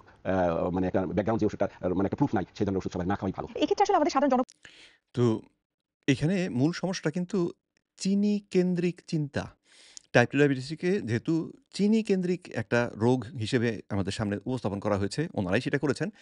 তাতে হয়েছে কি এই যে বিভিন্ন হার্বাল কোম্পানি এরা দেখেছে যে কিছু উদ্ভিজ্জ আম খাবার-টাবার খেলে চিনিটা তুলনামূলকভাবে কারো একটু কমে। এটা আসলেই কমে সেটারও নিশ্চিত প্রমাণ নাই আসলে। অ্যাম ধরুন আপনি একেক দিন একেক রকমের খাবার খান। তো খাবারের উপর ভিত্তি করে পরিমাণটা রক্তের চিনির পরিমাণ এদিক-সেদিক হতে পারে। তো এখন আপনি যেদিন অ্যাম এই নতুন পাউডার কিনে এনেছেন এবং সেই পাউডারটা খাচ্ছেন। তো সেদিন দেখা গেল যে ডায়াবেটিস নিয়ে যেহেতু সচেতন, সুতরাং কি খেলে আমাদের ডায়াবেটিস বাড়ে এটা আবার খানিকটা আমরা বুঝি। শর্করার কথা তো আমাদের বলা আছে, ভাত বেশি করে খাবেন না, রুটি বেশি করে খাবেন না। তো এই কথাগুলোর কারণে মাথার পিছনে যেহেতু এই তথ্যগুলো থাকে এবং আমি আজকে নতুন একটা ডায়াবেটিস নিয়ন্ত্রণের ওষুধ খাওয়া শুরু করব, তখন দেখা যায় মানুষ এমনিতেই ভাতও কিছু কম খায়। তো ফলে এরপরে যখন নাকি এই ওষুধটা খায় বা এই পাউডার খায়, দেখা যায় তাদের রক্তে চিনির মাত্রা একটু কম। তারা তো খুব খুশি। তারা বলে, "তাহলে তো চিনির মাত্রা কমিয়ে ফেলেছে আমার এই ওষুধ। অর্থাৎ এই ওষুধ কার্যকর।" তো এই ভেবে তারপরে তারা এটাকে ব্যবহার করতে শুরু করেন। তো এই ক্ষেত্রে আমি উনার সঙ্গে পুরো একমত যে এইগুলো এইভাবে অন্ধের মতন খাওয়া ঠিক না। এগুলো কিনে পয়সা নষ্ট না করাই বরং ভালো। কিন্তু সঙ্গে আবার এই সমস্যাটি সৃষ্টির পেছনে আমি উনাদেরকেই দায়ী করি। এই endocrinologist যারা আছেন, তারা যেহেতু ডায়াবেটিস রোগটাকে ওই চিনি দিয়েই ব্যাখ্যা করেছেন, সেই কারণে এই চিনিটাকে টার্গেট করে এই যে বিভিন্ন হার্বাল পণ্য বিক্রিকারী যে ব্যবসাগুলো, তারা এই বিষয়টাকে আম করতে পারছেন। তারা এই ব্যবসাটিকে চালিয়ে নিতে পারছেন। সাধারণ মানুষকে যদি আমরা বলে দিতে পারতাম যে চিনিটা মূল কথা নয়, চিনিটা হচ্ছে গুরুতর পর্যায়ে চলে গেলে তখন চিনি বাড়ে এবং মূল কথাটা হচ্ছে আপনার ইনসুলিন কতটা রক্তের মধ্যে আছে, তারা কিন্তু এই হার্বাল প্রোডাক্ট দিয়ে ইনসুলিন কমাতে পারত না। মানে এ পর্যন্ত বিজ্ঞানীরাই পারেননি আম কোনো আ ড্রাগ দিয়ে ইনসুলিনকে চট করে কমিয়ে ফেলতে। সুতরাং এটা উনারাও পারতেন না এবং এই ব্যবসাটিই তখন আর থাকতো না। এই ব্যবসাটা তৈরিই হতো না। কিন্তু দুর্ভাগ্যজনকভাবে এই চিনি কেন্দ্রিক ভাবনার কারণে এই ব্যবসাটি তৈরি হয়েছে। এখন উনারা আবার প্রতিবাদ করেন যে যে প্রতিবাদের সঙ্গে আমিও আসলে একমত যে প্রতিবাদ করা উচিত। কিন্তু সমস্যা তৈরি করে এখন আপনি যদি বলেন এটা একটা সমস্যা, তাহলে তো সেটাও একটা সমস্যা। যারা রয়েছে তাদেরকে আসলে আমরা দোষারোপ না করে আমাদের স্বাস্থ্য বিভাগের যারা নীতি নির্ধারক যারা রয়েছেন তারা কি কোনো ব্যবস্থা নিতে পারেন কিনা এক্ষেত্রে? আসলে এটা আমার মনে হয় যে বললাম যে সোশ্যাল মিডিয়া এই যে একটা প্রবলেম, এই কয়েকদিন আগে এরকম একটা দেখলাম আমি যে এরকম ছড়াচ্ছে এটা। তো সেটাকে ব্লক করা খুব ডিফিকাল্ট। এটা ফেসবুকে অনেক তখন আবার ওখানে রিপোর্ট করতে হয়, করতে হয়। কিন্তু আমার জানা নাই বাংলাদেশে যে এই ধরনের কোনো অর্গানাইজেশন আছে কিনা এই জিনিসগুলো চেক করা যে তাহলে আমার মনে হয় যে এটা করতে পারি আমরা যে আমরা বিভিন্ন অর্গানাইজেশন থেকে, এবং এটা আমি মনে করি গভর্নমেন্টেরও এটা একটা দায়িত্ব রয়েছে যে পেশেন্টটা মিসগাইডেড হচ্ছে। এটা আপনি ঠিক বলেছেন। এটা তো পেশেন্টের দোষ না। তাকে মিসগাইড করা হচ্ছে। আমরা যদি বিবিসি কিছু নিউজ দেখি সেখানে কিন্তু খুব ক্লিয়ারলি বলা হয়েছে যে সোশ্যাল মিডিয়াতে যে ধরনের হার্বাল ঔষধ বিক্রি করা হচ্ছে, বিজ্ঞাপন দেওয়া হচ্ছে, সেগুলোর 80% আসলে কোনো না কোনো ভাবে বডিতে আসলে কাজে লাগছে না। ওইখানে হয়তো কিছু ক্ষেত্রে দেখা যায় কিছু সস্তা কিছু ওষুধ আছে কিন্তু অ্যান্টি ডায়াবেটিক ওষুধ যে ওষুধগুলো আমরা ব্যবহার করছি না, কারণ এটা দেখা যাচ্ছে যে কিছু ধরনের কিছু সিরিজ থাকে, তাদের হাইপোগ্লাইসেমিয়া করে বয়সের রোগীদের দেন ওষুধগুলো কিন্তু রিলেটিভলি চিপ। তো ওই ধরনের কিছু ওষুধ ওই হার্বাল ওষুধের ভিতরে হয়তো মেশানো থাকে, যদি কিছুটা এফেক্ট হয়, কিন্তু এটা যে অন্য দীর্ঘমেয়াদী খারাপ দিকগুলো সেইগুলো নিয়ে তো কোনো রিসার্চ নাই কোনো, সেই জন্য এই ওষুধগুলো আমি দর্শকদের অনুরোধ করবো যে আপনার একজন যে আপনার যে চিকিৎসক তার কাছ থেকে একটা সাইন্টিফিক ওষুধ, একটা অ্যাপ্রুভ ড্রাগ এটা ইউজ করাই ভালো। আমিও সে কথা বলব যে আপনারা এই ওষুধগুলোকে ব্যবহার করবেন না। এর থেকে বরং দূরে থাকবেন। আর খাবার থেকে শর্করা বাদ দিয়ে দিলেই যেই অসুখ সেরে যায় ধীরে, ধীরে অবশ্যই যদি আপনি ইনসুলিন আম আ ইনজেকশন গ্রহণ করেন অথবা সালফোনিলুরিয়া গ্রুপের ঔষধ ব্যবহার করেন অথবা SGLT2 Stop! আরে Let আবার me tell you অ্যাডভার্টাইজমেন্ট রে। about Instituto's গিরি, গিরি, Black গিরি, গিরি, Friday গিরি, গিরি, deal. গিরি, গিরি, গিরি, গিরি, গিরি, গিরি, গিরি, Just গিরি, গিরি, গিরি, 20 গেল।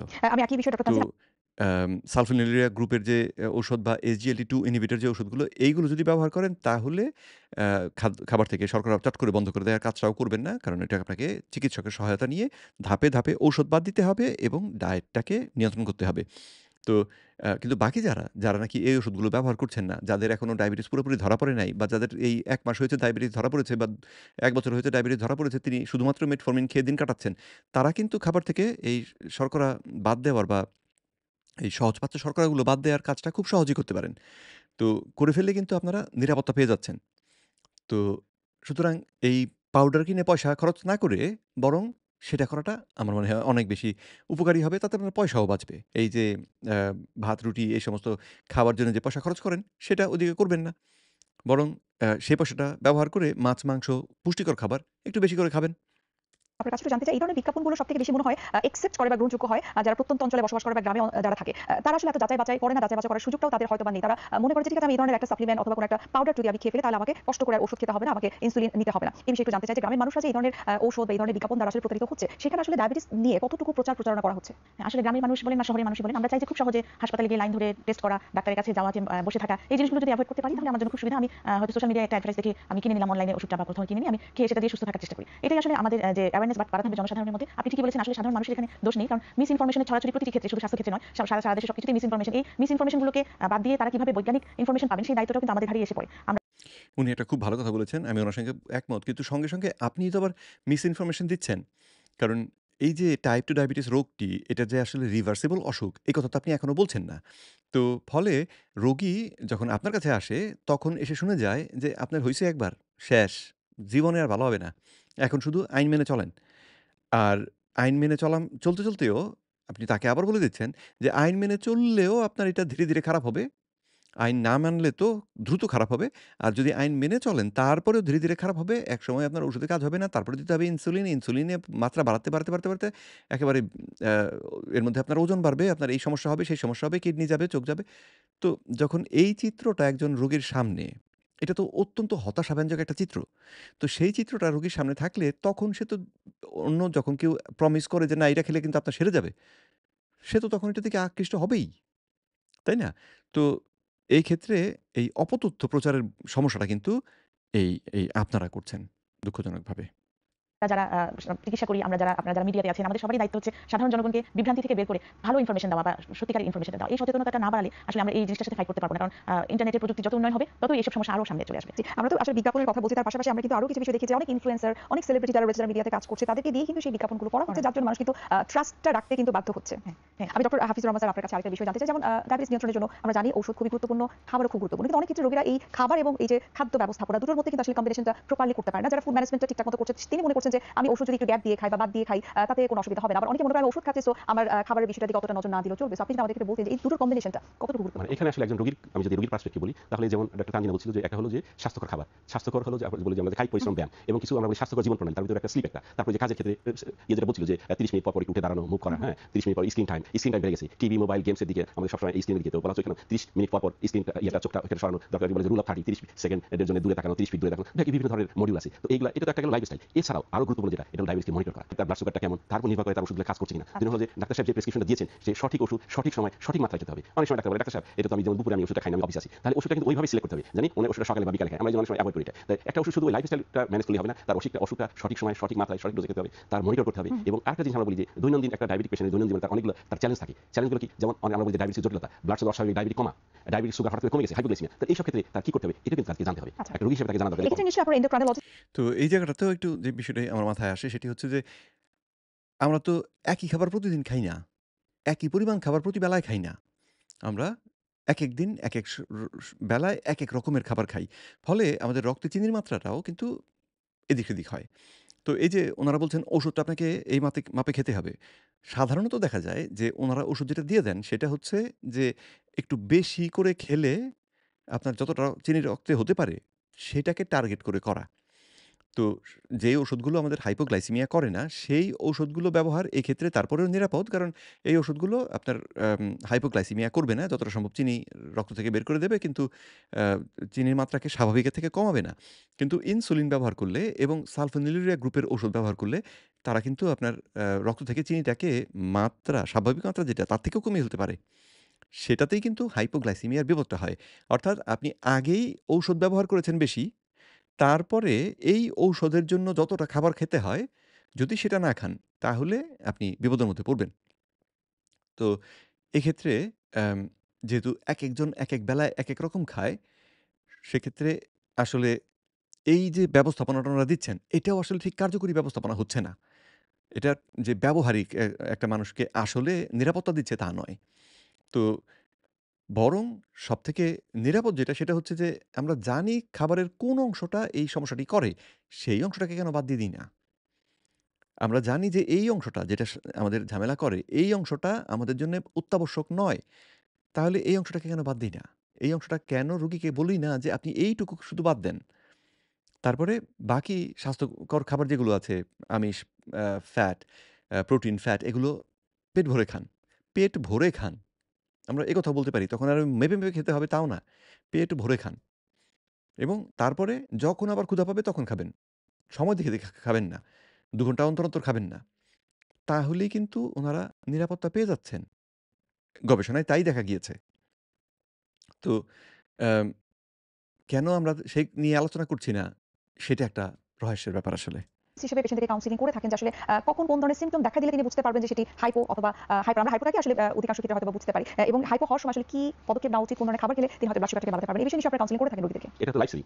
একটা পেশেন্ট একটা জটিলতা ডায়াবেটিস দীর্ঘমেয়াদী জটিলতার সময় লাগে, কিন্তু যখন হাইপোগ্লাইসিমিয়া অথবা ডায়াবেটিক হয় তখন কিন্তু জরুরি চিকিৎসা প্রয়োজন। এইজন্য এটা প্রতিটা রোগীকে এই জিনিসটা জানা দরকার। হাইপোগ্লাইসিমিয়া কি হয়, ব্লাড সুগার কমে যাবে, তখন কিছু প্রবলেম হয়। দেখা যাচ্ছে তার ক্ষুধা বেড়ে যাচ্ছে, তো বিজায়ের ব্যবহার মানে অস্বাভাবিক আচরণ করছে, তার ক্ষুধা বেড়ে গেছে, তার হেডেক বিভিন্ন প্রবলেম হয়। তখন উচিত রোগীর যদি কাছে একটা গ্লুকোজ, আমরা বলি সব পেশেন্টের সম্ভব হলে একটা বাসায় একটা গ্লুকোমিটার রাখা। যখন এই তো যেই রোগী ইনসুলিন ইনজেকশন ব্যবহার করছেন না অথবা সালফোনিলুরিয়া গ্রুপের ঔষধ ব্যবহার করছেন না, তার কিন্তু হাইপোগ্লাইসিমিয়া নিয়ে দুর্ভাবনা করার দরকার নাই।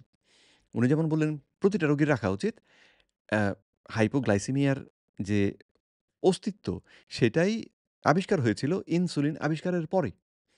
ইনসুলিন ইনজেকশন যখন দেয়া হলো, তখন দেখা গেল যে মাত্রা বেশি হয়ে গেলে সেটা রক্ত থেকে বেশি চিনি সরিয়ে ফেলে এবং তখন স্বাভাবিক যে রক্তে চিনির মাত্রা থাকার কথা, সেই চিনির মাত্রা থাকে না। আমাদের লিভার যেটুকু চিনি তৈরি করে এই স্বাভাবিক রাখতে পারে, ইনসুলিন যদি আমি বেশি ইনজেকশন দিয়ে ফেলি, তাহলে সেটা থাকে না। তখন হাইপোগ্লাইসিমিয়ার ঝামেলা হয়। তো এই বিষয়টিকে সেজন্য খেয়াল রেখে আমরা যদি হাইপোগ্লাইসিমিয়া থেকে বাঁচতে চাই, তাহলে ১ম এ আমাকে মাথায় রাখতে হবে, যদি আমি ইনসুলিন ব্যবহার করি, তাহলে আমার হাইপোগ্লাইসিমিয়া হতে পারে। যদি আমি সালফোনিলুরিয়া গ্রুপের ঔষধ ব্যবহার করি, তাহলেও আমার হাইপোগ্লাইসিমিয়া হতে পারে। কিন্তু অন্য ওষুধগুলো যদি আমি ব্যবহার করি, সাধারণ মেটফর্মিন ব্যবহার করছেন, আপনার ক্ষেত্রে কিন্তু হাইপোগ্লাইসিমিয়া হবে না। সুতরাং আপনি দেখা গেল কোনো কারণে একটু অস্বস্তি হচ্ছে, গা ঘামছে বা কোনো দুশ্চিন্তার কারণে আপনার দেহের মধ্যে কর্টিসল হরমোন বেড়ে গিয়ে এই একটু স্ট্রেসের হলো, কারো, কারো ক্ষেত্রে থাইরয়েড হরমোন গন্ডগোল করলে হাইপার থাইরয়েড হয়ে গেলে এরকম গা কাঁপতে শুরু করে। যদি এইরকম কোনো একটা ঘটনা ঘটে, আপনি ভাবছেন আমার তো হাইপো হয়ে গিয়েছে। খুব সম্ভবত না। কিন্তু আপনি যদি ইনসুলিন ইনজেকশন ব্যবহার করেন এবং আপনি যদি এই আ সালফোনিলুরিয়া গ্রুপের ঔষধ ব্যবহার করেন, তাহলে আপনার ঝুঁকি আছে। তাহলে আপনার সঙ্গে, সঙ্গে রক্ত পরীক্ষা করে দেখতে হবে যে আপনার রক্তে চিনিটা কতটা রয়েছে।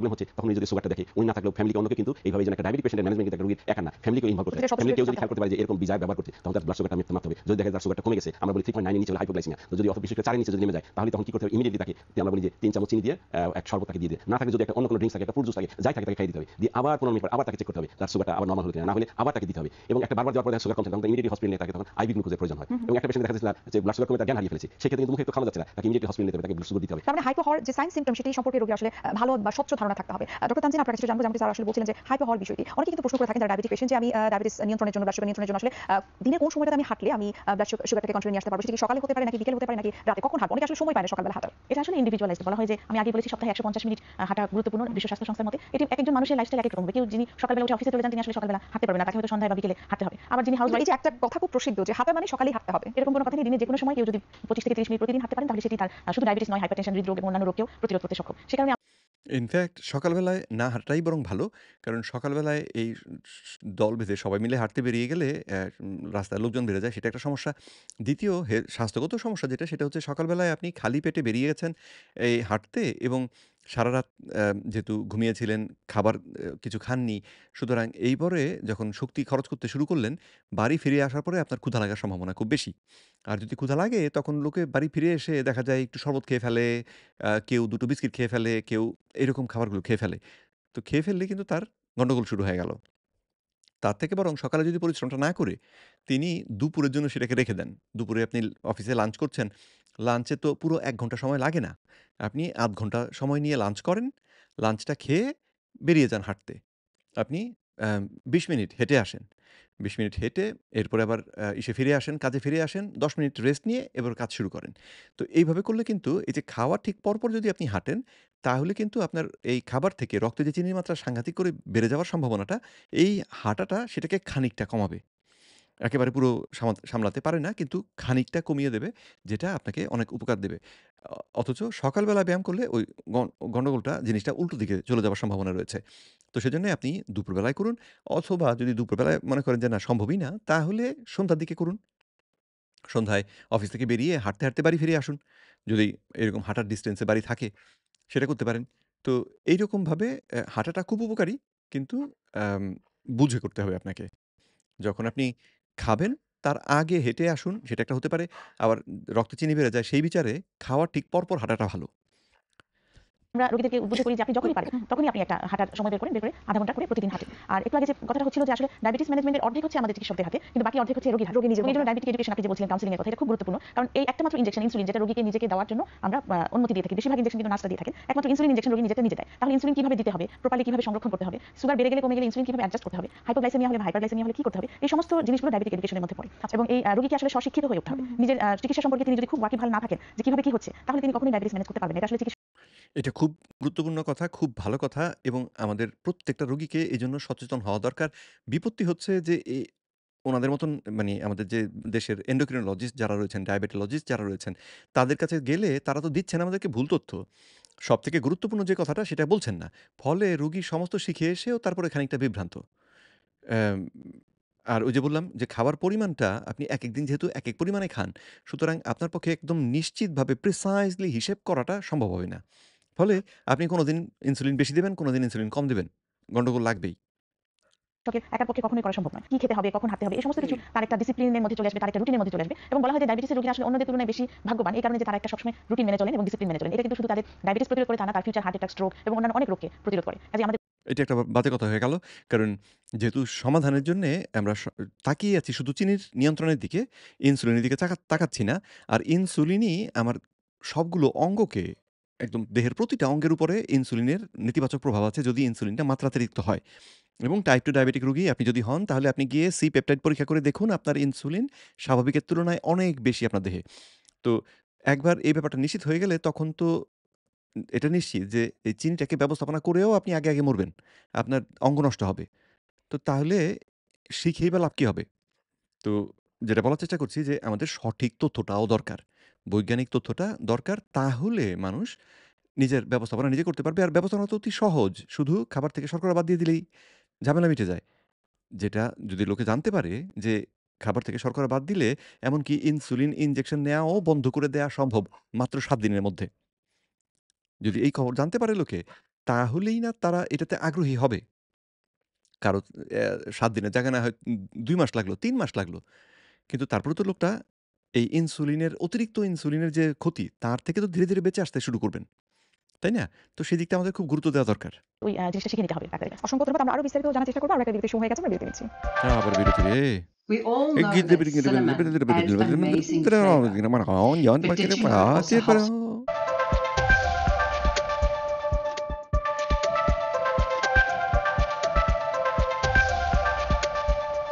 আমরা বিরতির আগে কথা বলছিলাম যে আপনি যেমনটি বলছিলেন যে ডায়াবেটিক পেশেন্ট যিনি রয়েছেন তার নিজের সম্পর্কে এবং ডায়াবেটিস সম্পর্কে ধারণা থাকাটা অনেক বেশি গুরুত্বপূর্ণ। তার নিজের ভূমিকাটা আসলে কতটুকু গুরুত্বপূর্ণ এক্ষেত্রে। আমি ডক্টর হাফিজ স্যার আপনার সঠিক ধারণা থাকাটা খুব গুরুত্বপূর্ণ। কাছে একটু জানবো যে ডায়াবেটিক পেশেন্টের কিন্তু একটা কমন প্রশ্ন থাকে, যেটি হাঁটাহাঁটির বিষয়টি আমরা নিয়ে আসছিলাম যে দিনের যে কোনো বেলায় হাঁটলেই চলবে। অনেকে প্রশ্ন করে থাকে যে আমি তো টানা 30 মিনিট 40 মিনিট হাঁটার মতো আমি সময় পাচ্ছি না। আমি 20 মিনিট হাঁটলাম সকালে, আবার 20 মিনিট হাঁটলাম আমি সন্ধ্যায় বা রাতের বেলায়। কিন্তু আপনার কাছে একটু স্বচ্ছ একটা ধারণা আমি নিতে চাই। আমাদের অনুষ্ঠানের মাধ্যমে আমাদের দর্শকদেরকে সেই মেসেজটুকু আমরা জানাতে চাই যে আসলে হাঁটার বিষয়টা সেটা কি টানা 30 মিনিট হাঁটলে ব্লাড সুগার কন্ট্রোলে নিয়ে আসা সম্ভব কিনা? ধন্যবাদ আপনাকে। হ্যাঁ, আসলে এই হাঁটার সম্বন্ধে রোগীদেরও ঠিকই বলছেন, এরকম প্রশ্ন থাকে। তো এখন হাঁটাটা প্রথম কথা হাঁটাটা কেমন হবে? হাঁটাটা আমরা বলি যে হাঁটাটা হলো সবথেকে সহজ এক্সারসাইজ। এটাকে বলে ব্রিস্ক ওয়াকিং, অর্থাৎ একটু জোরে হাঁটতে হবে। নাম্বার 1। নাম্বার 2 কতক্ষণ? আমরা বলি যে দৈনিক কমপক্ষে আধা ঘন্টা এবং সপ্তাহে কমপক্ষে 5 দিন। এবং 5 দিন অর্থাৎ 2 দিনের বেশি যদি কেউ এক্সারসাইজে গ্যাপ দেয় তাহলে এক্সারসাইজের সুবিধাটা থাকে না। এজন্য 2 দিনের বেশি গ্যাপ দিতে পারে না। 3 নম্বর হলো যে কথাটা প্রশ্ন করছিলেন যে 30 মিনিট না, হ্যাঁ 30 মিনিট শেষে ভাগ করে নিতে পারে। সকালে 15 মিনিট, বিকালে 15 মিনিট, এটা করতে পারবে। হ্যাঁ, যে কিন্তু হয়তো 5 মিনিট 10 মিনিট এখন কারো সময় নাই। তখন আমরা বলা হয় যে কেউ যদি দিনে অন্তত 5 থেকে 6 মিনিট একটু জোরে হাঁটে, বলা হয় যে তার মানে জীবনটা আরো প্রায় 4 বছরের মতো দীর্ঘায়িত হতে পারে। সে যতটুকু পারে, উনি আধা ঘন্টা পাচ্ছেন, 1 ঘন্টা পাচ্ছেন, উনি যদি 5 মিনিট পারে, অর্থাৎ আমাদের সবসময় কাজের ফাঁকে একটু মোবাইল থাকতে হবে। এই জিনিসটা, এবং আমি যেটা বললাম এবারে প্রতিবাদ বিষয়, যেটা ওয়ার্কিং পপুলেশন বলা হয় যে ডায়াবেটিসের প্রায় মানে আমরা যদি 70% হলো ডায়াবেটিসের ওয়ার্কিং পপুলেশন, তাহলে এই পপুলেশনটা খুবই গুরুত্বপূর্ণ। আমাদের কাছে যখন আসে বলে যে ডাক্তার সাহেব আমার হাঁটার সময় নেই, তখন আমি তাদেরকে বলি যে আপনি অফিসে যাবেন, অফিসে দরকার হয় আপনি একটু দূরে নেমে গেলেন গাড়ি থেকে, বাকিটা হেঁটে গেলেন, আসার পথে তাই। এই জিনিসটা কিন্তু আমরা ডাক্তারও কিন্তু আমি অনেক সময় এটা করি। তো এটা ছাড়া কিন্তু অফিস আওয়ারে আসলে আমাকে এতটা সময় অফিসে এটা সম্ভব হয় না যে আমি তারপরে যদি আমার হয়তো অফিসে ওই সময় কোনো কাজ নাই, তখন আমি একটু অফিসের করার যদি জিম থাকে সেখানে করতে পারি। কিন্তু অফিসে যাওয়ার পথে আসার পর তারপর যদি আমি সময় পাই, এই যে আমাকে কাজে লাগাতে হবে। এবং এটা আমাদের খেয়াল রাখতে হবে যে 30 মিনিট এক নাগারে যদি আমি না পারি তাহলে আমি ভাগ করে হাঁটতে পারবো। টানা হাঁটার বাইরেও যতটুকু সম্ভব, যেটা আপনি খুব চমৎকার করে বলেন যে কর্মস্থলের যে জায়গাটাতে সেটাতে যদি আমরা টুকটাক কিছু অ্যাক্টিভিটিস আমরা করে থাকি তাহলে কিন্তু হ্যাঁ অ্যাক্টিভ থাকা এমন তাহলে আছে সেটা যেমন করা আপনার সম্ভব। অফিসে একটা লিফট আছে, আপনি লিফটটা ইউজ করলেন, আপনি সিঁড়িটা ইউজ করলেন। তো এই জিনিসগুলো টুকটাক ছোটখাটো জিনিসগুলো আমাদের খেয়াল করতে হবে। যে আমি এক জায়গায় না বসে থেকে, এবং এখন আমি দেখি যে আমরা সবাই কিন্তু এখন স্মার্ট ওয়াচ ইউজ করি। জি। দেখবেন ওয়াচেও কিন্তু কিছুক্ষণ পরে 30 মিনিট Steps count। সে বলে, এবং সে বলে this is time to stand. তাহলে অর্থাৎ আমাদের এই লাইফটা কিন্তু যে আমরা ব্যস্ত থাকবো এর ভিতরে কি আমরা ভালো থাকতে পারি সেই জিনিসটা আমাদের খেয়াল করতে হবে। অর্থাৎ কিন্তু আমি আগে যেটা বললাম যে, যারা ওই বসে কাজ করে তারাও আসলে সারাদিন একদম বসে থাকে না। এটা খুবই অস্বাভাবিক ব্যাপার হবে যে সারাদিন ধরেই একজন একেবারে চেয়ারের মধ্যে বসেই আছে আর নড়েনি। অ্যা বাথরুমে তো যেতে হবে না, টয়লেটে যেতে হয় না? তো তারপরে ধরুন খাবার জন্য উঠতে হয়। তারপরে ধরুন যারা বিভিন্ন কারণে কাজের জায়গাতে বিভিন্ন কারণে লোকের উঠতে হয়। একজন কলিগ আরেকজন কলিগের সঙ্গে কথা বলতে যাবেন, সেটা উঠে গিয়ে করেন। তো বিষয়টাকে উনারা যত বড় করে বলছেন, যেভাবে দেখানোর চেষ্টা করছেন যে লোকে একেবারে নড়াচড়াই করে না কাজের পরিবেশে, আমার মনে হয় সেটা হয়তো ঠিক বাস্তবতা না। যুক্ত আধুনিক হচ্ছে কিন্তু সেটাকে আসলে আমাদের কাজে লাগাতে হবে। জি, ডক্টর তানজিন আপনার কাছে এখন একটু জানবো যে এখন তো আমরা দেখেছি যে আসলে আমরা একটা সময় জানতাম যে ডায়াবেটিস মানে হচ্ছে যে 40 এর উপরে যাদের বয়স তাদেরই ডায়াবেটিস হবে। কিন্তু এখন কিন্তু 13-14 বছর বয়সের তরুণ-তরুণীদের মাঝেও কিন্তু ডায়াবেটিস দেখা দিচ্ছে। এর পেছনে মূল কারণটা আসলে কি? সেই একই কারণে খুবই অ্যালার্মিং একটা সিচুয়েশন। কারণ আমরা যখন বলতাম 35-40 এর পরে ডায়াবেটিস চেক করবেন, এটা সরে এসেছে যে 20 বছরের পর থেকেই যেন আমরা ডায়াবেটিস পরীক্ষা করতে শুরু করি। শুধু তাই নয়, একেবারে টিনেজ থেকে শুরু করে এখন ডায়াবেটিসের প্রবণতা অনেক বাড়ছে, বিশেষ করে টাইপ 2 ডায়াবেটিসের প্রবণতা। এর এক নম্বর কারণ হচ্ছে ওজন বৃদ্ধি। আপনি দেখবেন যে অল্প বয়সীদের মধ্যে, অ্যাডোলেসেন্টদের মধ্যে এখন অনেক ওজন বেশি, ওজনাধিক ওবিস বাচ্চা অনেক দেখা যায়। এটা পিছনে এইরকম দিয়েই যখন শুরু হয়, তখনই হচ্ছে বিপত্তি। প্রফেসর রয় টেইলর উনি পরিষ্কার উনার একটা লেকচার যেটার অনুবাদ আমি করেছি। খুব ভালো হয়নি কিন্তু আপলোড করে দেব। তো সেখানে তিনি পরিষ্কার বলেছেন যে, ডায়াবেটিস রোগটা আসলে আপনার ওজনের সঙ্গে সম্পর্কিত না। আপনি ছিপছিপে হয়েও ডায়াবেটিক হতে পারেন। প্রত্যেকের আমাদের দেহের একটা চর্বি ধারণ ক্ষমতা আছে। যদি কারো দেহে সেই ধারণ ক্ষমতা থেকে বেশি চর্বি হয়ে যায়, তাহলেই আপনার ডায়াবেটিস হবার সম্ভাবনা থাকবে। এবং এই যে চর্বির ধারণ ক্ষমতাটা, এটা একেকজনের একেক রকম। সুতরাং আপনার যে চর্বি ধারণ ক্ষমতা, আমার যে চর্বি ধারণ ক্ষমতা এক নয়। তো আমার দেহে যদি আমার যে ধারণ ক্ষমতা তার থেকে ১৫ কেজি পরিমাণ ওজন বেশি থাকে, তাহলেই দেখা যায় যথেষ্ট চর্বি দেহে জমে গিয়েছে, যেটার কারণে আমার লিভারে চর্বি জমবে, প্যানক্রিয়াসে চর্বি চর্বি জমবে এবং আমি ডায়াবেটিসে আক্রান্ত হব। অথচ দেখতে কিন্তু আমাকে চিপচিপে লাগতে পারে। তো ওনারা শুরুতেই বলে দিলেন যে ওজন দেখতে হবে। তো টিনেজার যারা তাদের ওজনের দিকে তাকিয়ে থাকলে, যাদের ফ্যাট থ্রেশহোল্ড বা চর্বি ধারণ ক্ষমতা কম, তারা তো মোটা হওয়ার আগেই ডায়াবেটিক হয়ে যাবে। তো তার থেকে বরং যেটা দেখা দরকার সেটা হচ্ছে যে ছিপছিপে হলেও ওই ঘাড়ে কালো দাগ দেখা যাচ্ছে কিনা, আঁচিল হচ্ছে কিনা, তারপরে এই মাথায় খুশকি হয়েছে কিনা, এই জিনিসগুলো দেখলে আমরা বুঝতে পারি যে তার দেহে ইনসুলিন হরমোনটা অতিরিক্ত প্রবাহিত হচ্ছে। আর ওনারা যে বললেন যে ওজন বেড়ে গেলে ওজন বাড়ে কেন? যদি আমরা সে প্রশ্ন করি, তাহলে ওনাদের জবাব হবে হচ্ছে যে খাবার বেশি খায় তাই। কিন্তু খাবারটা খেলে ঠিক কিভাবে সেটা ওজন বাড়ার ক্ষেত্রে ভূমিকা রাখে? এবং তার জবাব হচ্ছে সব খাবারে কিন্তু ওজন বাড়ে না। যেই খাবার খেলে ইনসুলিন হরমোনটি বাড়ে, সেই খাবারে ওজন বাড়ে। কারণ হচ্ছে ইনসুলিন হরমোনের কাজ হচ্ছে খাবারকে দেহের মধ্যে শক্তি আকারে জমা করে রাখা, চর্বি আকারে জমা করে রাখা। সুতরাং আপনি যদি প্রোটিন এবং ফ্যাট খান, তাহলে ইনসুলিন হরমোনটা খুব বাড়ে না। সে কারণেই পেট ভরে খেয়েও ওজন কম থাকে, ওজন বাড়তে চায় না। আর ওদিকে আপনি শর্করা যদি সঙ্গে খান, তাহলে দেখা যায় ক্যালোরি মেপে কম খেয়েও আপনার ওজন কমিয়ে রাখা যায় না। ওজনটা যেন চেষ্টা করছে বেড়ে যেতে। কিছুতেই আপনি ওইটাকে ধরে রাখতে পারছেন না। সমস্যাটি হচ্ছে ইনসুলিন হরমোন। তো এই শিশু যারা বা এই কিশোর বয়সে যারা টাইপ 2 ডায়াবেটিস আক্রান্ত হচ্ছে, তাদেরকেও যদি রক্ত পরীক্ষা করে দেখেন, খালি পেটে ইনসুলিন যদি পরীক্ষা করে দেখেন, তাহলে দেখবেন তাদের ইনসুলিন মাত্রা অনেক বেশি এবং সেটাকেও ফিক্স করতে হবে। চিনিটাকে তো অবশ্যই ফিক্স করতে হবে, কিন্তু ইনসুলিনটাকেও ফিক্স করতে হবে। নইলে এরা মানে এদের বয়স ৫০ এর আগেই তারা হার্ট অ্যাটাক করে বা অন্য কোনো জটিলতা থেকে মরে যাবে। ডায়াবেটিস রোগটা কিন্তু নিজে মারে না। ডায়াবেটিস রোগটা নিজে কোনো মানুষকে মারে না। কিন্তু ডায়াবেটিস হলে পরে মানুষের হৃদরোগ, কিডনি রোগ, চোখের রোগ, মস্তিষ্কের রোগ, হাড্ডির রোগ, ত্বকের রোগ, এমন কোনো রোগ নেই যেটা হয় না। তো ফলে এই সমস্ত রোগগুলোতে শেষে মানুষটা ভুগতে, ভুগতে মারা যায়। কিডনি নষ্ট হয়ে গেলে মানুষটা মারা যায়। হার্ট ফেইলিউর করে গেলে মানুষটা মারা যায়। ব্রেইন ঠিকমতো কাজ করছে না মানুষটা, সেক্ষেত্রে স্ট্রোক করে মারা যেতে পারে। তো এই বিষয়টা মাথায় রেখে আমাদের ইনসুলিনটার দিকে তাকাতে হবে। আর মজার ব্যাপার হচ্ছে যে চিনি কমানোর জন্যে যে খাদ্যভিত্তিক কৌশল, খাবার থেকে শর্করা বাদ দিয়ে দেওয়া, সেটা যদি আমরা ব্যবহার করি এবং ঘন, ঘন যদি না খাই, তাহলে এই দুটো সমস্যাই একসঙ্গে মিটে যায়। এই যে ইনসুলিন বেড়ে থাকার সমস্যাটাও এমনিতেই মিটে যায় যদি আমরা খাবার থেকে শর্করা বাদ দিয়ে দেই। সুতরাং সেটাই অনেক বেশি বাস্তব এবং ব্যবহারিক সমাধান। তাদের খাদ্যাভ্যাস দায়ী, ফাস্ট ফুড এক্ষেত্রে কি আমরা একটা কারণ কি আমরা বেশি প্রায়োরিটি দিতে পারি যে ওভারওয়েট বা ওবেসিটি? ওভারওয়েট এবং ওবেসিটি ডায়াবেটিসের ঝুঁকি অনেক বেশি বাড়াচ্ছে, বিশেষ করে অল্প বয়সে। অল্প বয়সে সবাই মোটামুটি এখন ফাস্ট ফুড এবং সফট ড্রিংকসের উপর নির্ভরশীল। বাড়ির খাবার প্রায় বেশিরভাগ অনেক মায়েরাই বলে যে আমার বাচ্চা তো আমার রান্না খেতে চায় না, সবসময় দোকানের খাবার খেতে চায়। স্কুল কলেজে আজকাল খেলাধুলা যদি সেরকম হয় পোলাপানটি পিটাইয়া সোজা করে ফেলাবেন। কাউরে এই ফাস্ট ফুডগুলি ইচ্ছা মতন খাইতে দেওয়া না, এটা ঠিক হবে না। কারণ আজকে ছেলেরে মারতে আপনার গায়ে লাগে বা মেয়েরে মারতে আপনার গায়ে লাগবে, কিন্তু আপনার এই যে আদর, এখন যে আদর করবেন, সেই আদর করে ছেলেকে যা খুশি খেতে দিলেন বা মেয়েকে যা খুশি খেতে দিলেন, সে ৩৫-৪০ বছর বয়সে মারা যাবে। সেটা কি ভালো হবে? এই বিষয়টা বুঝতে হবে। মা-বাবা হিসেবে এই ব্যাপারটা ভাবতে হবে এবং দরকার হলে আপনাকে কঠোর হতে হবে। খেতে চায় না, না খেয়ে থাকো। না খেয়ে থাকলে দোষ নাই।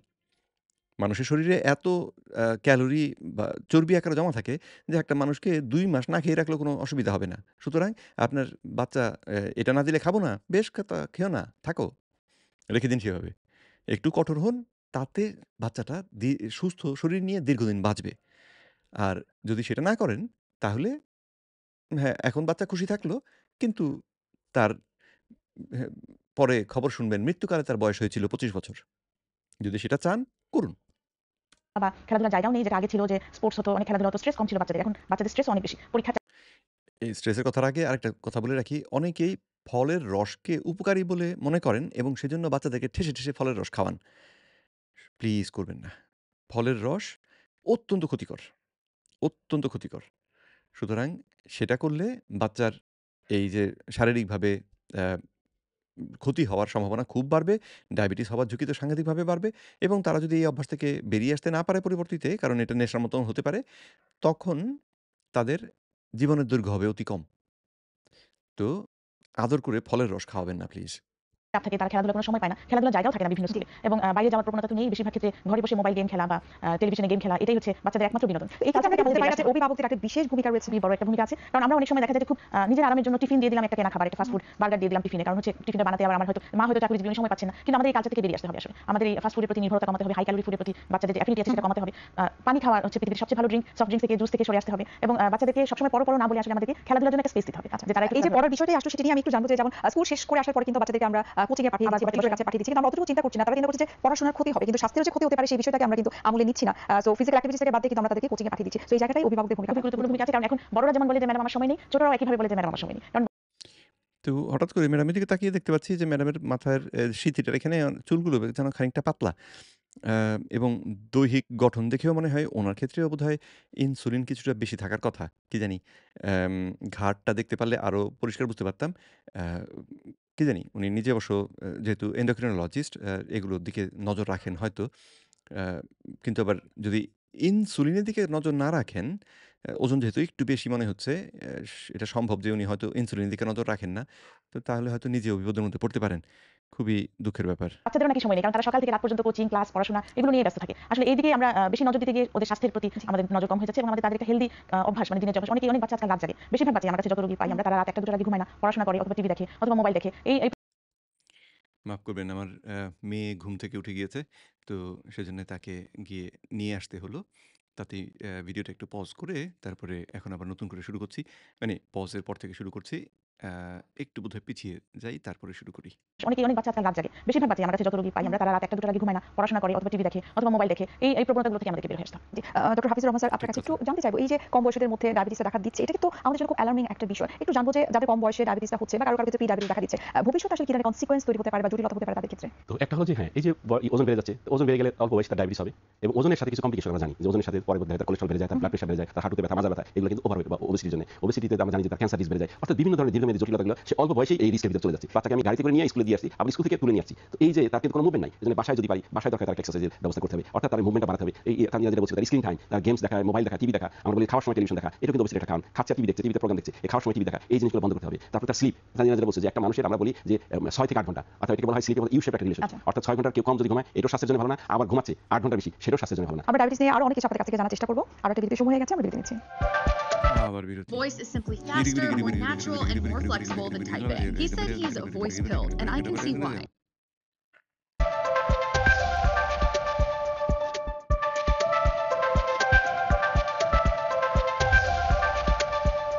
বিরতির আগে আমরা কথা বলছিলাম যেমন আপনি খুব চমৎকার করে বললেন যে যাদের বয়স কম, যারা ডায়াবেটিস যাদের হচ্ছে তারা আসলে কি নিয়ম পালন করলে তারা সুস্থ থাকতে পারবে। ডক্টর তানজিল আপনার কাছে একটু জানবো যে যেমন স্যার বলছিলেন যে আসলে ফিজিক্যাল অ্যাক্টিভিটিসের টাইম তারা পাচ্ছে না।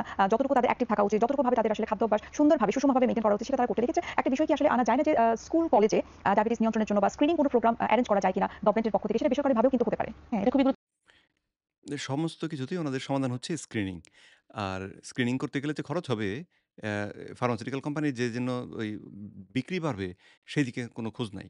এদিকে প্যারেন্টস যারা স্কুলে পাঠাচ্ছে, তাদের যে পকেট থেকে পয়সা যাবে এবং এগুলোর জন্য স্কুল আবার বিভিন্ন ফি দাবি করবে। গরিব বাচ্চারা যারা স্কুলে যায়, তখন তাদের জন্য এই ব্যাপারগুলো যে জটিল হয়ে যাবে, এইদিকে কারো কোনো মাথা ব্যথা নাই। ওনাদের শুধু ওই স্ক্রিনিং। কেন বাবা? খাবারের মধ্যে থেকে শর্করা বাদ দিয়ে দিলে যে ঝামেলা মিটে যায়, এই কথাটুকু সাধারণ এই কথাটুকু বাচ্চাদের কাছে পৌঁছে দিতে দোষটা কি? বাচ্চাদের মা-বাবাদেরকে বুঝিয়ে দিতে দোষটা কি?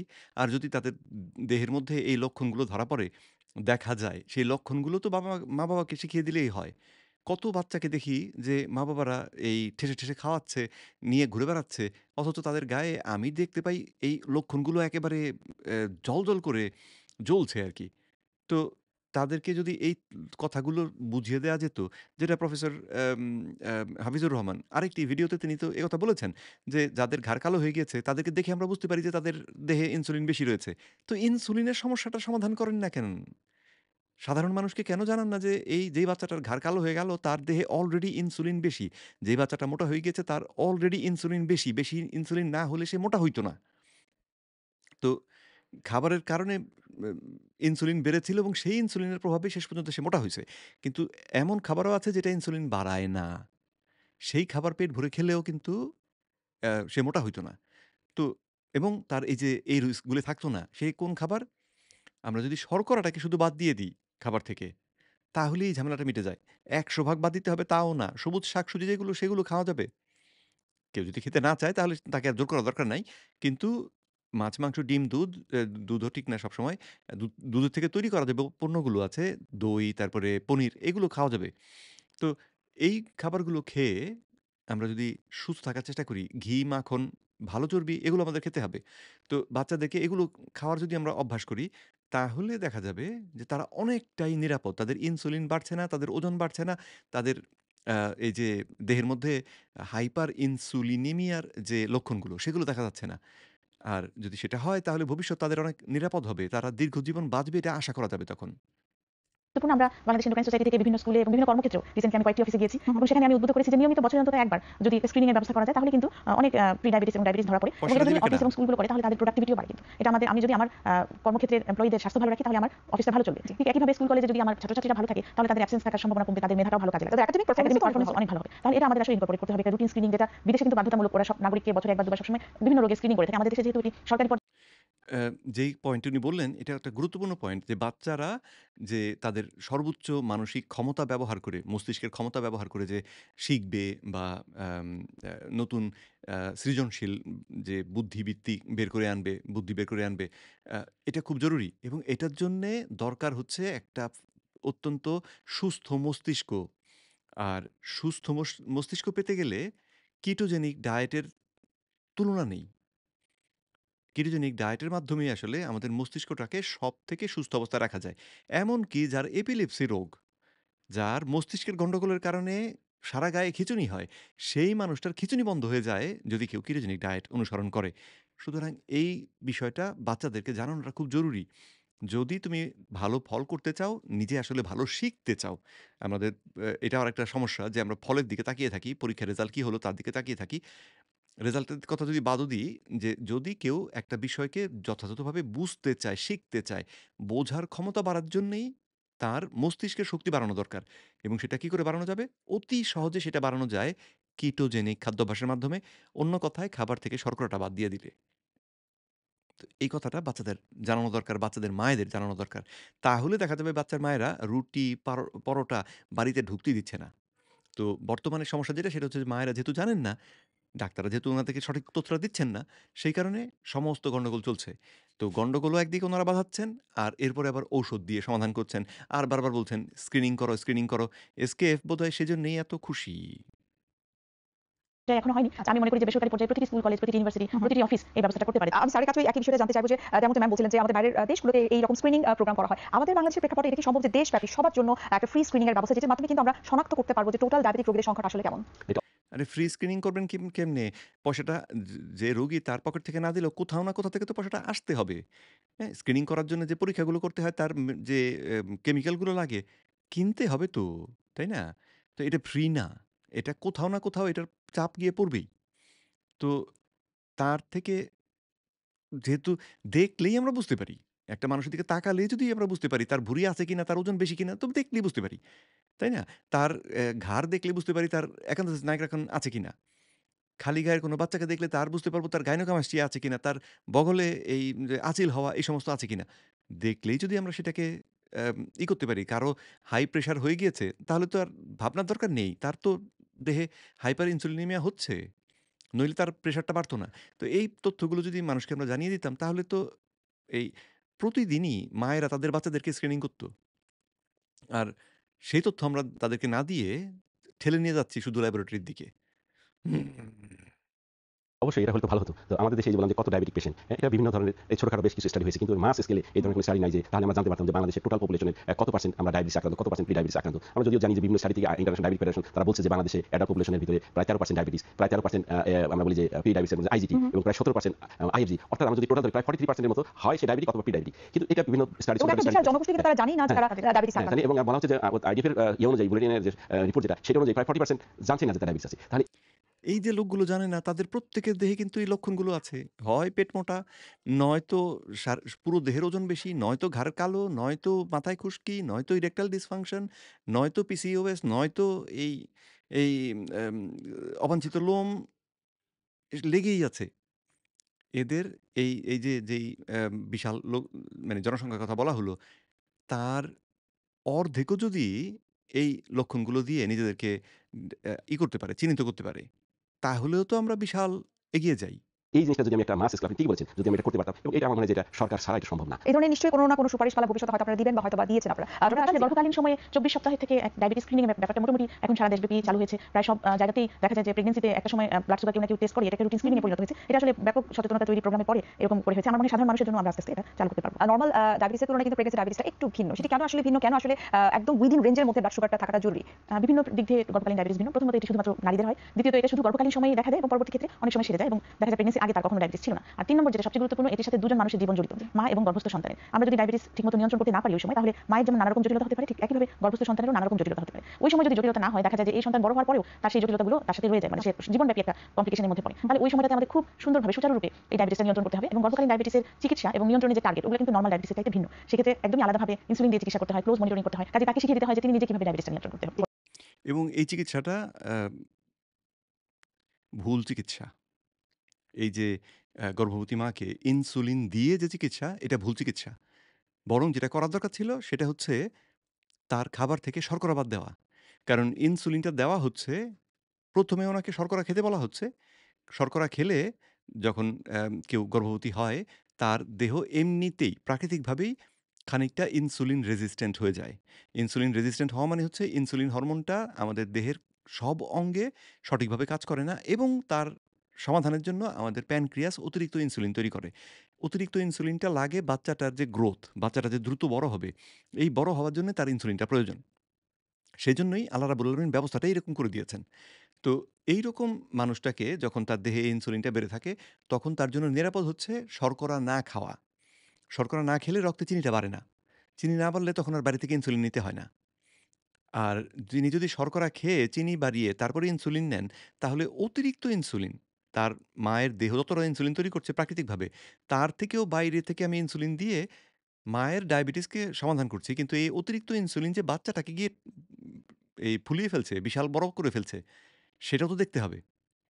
তো এবং এছাড়াও ওই প্রেশার বেড়ে যাওয়া, প্রি-এক্লেম্পসিয়া যে সমস্যাটি হয়, ইত্যাদি, ইত্যাদি অনেকগুলো সমস্যার কারণ হচ্ছে ইনসুলিন ইনজেকশনটা ব্যবহার করা।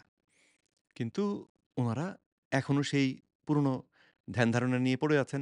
উনারা রক্তে চিনির মাত্রা বেড়েছে কিনা, কমেছে কিনা সেটাকে নিয়ে পড়ে আছেন। অথচ রোগীকে আবার খেতে বলছেন শর্করা। শর্করা না খেলে চলবে না। মানে কি যে পাগলামি! আমরা অনুষ্ঠানের একেবারে শেষ পর্যায়ে চলে এসেছি। আমার কাছে মনে হয় আমাদের আজকের যে আলোচনাটা সেটি অত্যন্ত গুরুত্বপূর্ণ। যারা আসলে নন ডায়াবেটিক পেশেন্ট অথবা ডায়াবেটিক পেশেন্ট তারা আমাদের অনুষ্ঠানের মাধ্যমে যথেষ্ট গুরুত্বপূর্ণ কিছু ইনফরমেশন জানতে পারবে যে আসলে কি করা উচিত এবং এক্ষেত্রে রোগীদের ভূমিকাটা আসলে কতটুকু সচেতন তাদের হওয়া উচিত বিভিন্ন ধরনের রোগকে প্রিভেন্ট করার জন্য। আবার ধন্যবাদ জানাচ্ছি এখন টিভির পক্ষ থেকে। আপনাকে ধন্যবাদ। আজ এখানে শেষ করতে হচ্ছে। দেখা হবে আবার আপনাদের সঙ্গে। সে পর্যন্ত আপনারা সবাই ভালো থাকুন, সুস্থ থাকুন। আল্লাহ হাফেজ। আমি শুধু দোয়া করি যেন সাধারণ মানুষ আম এরকম এক্সপার্টদের কথা অ অগ্রাহ্য করে টাইপ 2 ডায়াবেটিস সম্পর্কিত সাম্প্রতিক যে তথ্যগুলো এসেছে, সেই তথ্যগুলো সম্পর্কে একটু শেখার চেষ্টা করেন এবং নিজেরা টাইপ 2 ডায়াবেটিস অসুখটিকে বুঝে তারপরে যথাযথভাবে এর ব্যবস্থা নিতে শুরু করেন এবং যদি সেটা আপনারা করেন তাহলে এই এবং ব্যবস্থাটা নেওয়া খুব সহজ। খাবার থেকে শর্করা বাদ দিয়ে দেওয়া। ইনফ্যাক্ট যদি কেউ মনে করেন যে আমি জানি না আমার টাইপ 2 ডায়াবেটিস আছে কিনা, হবে কিনা, খাবার থেকে শর্করা এমনিতেই বাদ দিয়ে দিন। তাহলে আপনার যদি সম্ভাবনা থেকেও থাকে, সেই সম্ভাবনা মিটে যাবে। তাহলে এর থেকে সহজ সমাধান আর কি হতে পারে? তো এই বিষয়টা সম্পর্কে সচেতন হয়ে আমাদের আম আত্মরক্ষা করার চেষ্টা করা উচিত। বাচ্চাগুলোকে বিশেষ করে বাঁচানো উচিত। বাচ্চাগুলো না হয় শেষ হয়ে যাচ্ছে। বাচ্চা শেষ হয়ে গেলে আমাদের ভবিষ্যৎ থাকছে না। দেশটাই থাকবে না। কারণ বাচ্চাগুলো দিয়েই তো আমাদের ভবিষ্যৎ দেশটা তৈরি হবে। এখনই আমাদের ৩০-৪০ বছর বয়সে হার্ট অ্যাটাক করে লোকজন মারা যাচ্ছে। আর বর্তমানে যে জেনারেশন, যে বাচ্চারা যেভাবে বড় হচ্ছে, যেভাবে মোটা হচ্ছে, যেভাবে আ এই ডায়াবেটিসে আক্রান্ত হচ্ছে, সামনে অন্ধকার। একেবারে ভীষণ অন্ধকার। যদি না আমরা এখনই ব্যবস্থা নিতে পারি। এবং যেকোনো সমস্যার সমাধানের জন্যে ১ম এ সমস্যাটাকে সঠিকভাবে বোঝাটা খুব ইম্পোর্টেন্ট, খুব গুরুত্বপূর্ণ। দুঃখজনকভাবে ওনারা আমাদেরকে সঠিক ধারণাটা দিচ্ছেন না। তো সঠিক ধারণাটা আমাদের বুঝতে হবে। টাইপ 2 ডায়াবেটিস রোগে ইনসুলিনও বেশি এবং ১০ বছর ধরে ইনসুলিন বেশি থাকার পরে রক্তে চিনি বাড়ে। সুতরাং টাইপ 2 ডায়াবেটিস যখন ধরা পড়ে তখন দুটো সমস্যা। চিনিও বেশি, ইনসুলিনও বেশি। কমাতে হবে দুটোকেই। কিভাবে কমাবেন? শর্করা বাদ দিয়ে দিন। আর টাইপ 2 ডায়াবেটিস ধরা পড়ার আগে যখন আপনার ঘাড় কালো, পিসিওএস বা ইরেকটাইল ডিসফাংশন বা মাথায় খুশকি, আম হাই প্রেশার, এই অবস্থাতে আপনার ব্লাড সুগার এখনো নিয়ন্ত্রণে আছে। কিন্তু ইনসুলিন নিয়ন্ত্রণে নেই। কি করতে হবে? খাবার থেকে শর্করা বাদ। কমিয়ে ফেলতে হবে। তাহলে ইনসুলিনটা কমে দেহটা স্বাভাবিক পর্যায়ে আবার ফিরে আসবে। আপনি আবার সুস্থ হয়ে যেতে পারবেন। আশা করছি এর থেকে আপনারা উপকৃত হবেন। পরবর্তী ভিডিওতে আবার দেখা হবে সেই আশা রেখে বিদায় নিচ্ছি। আসসালামু আলাইকুম।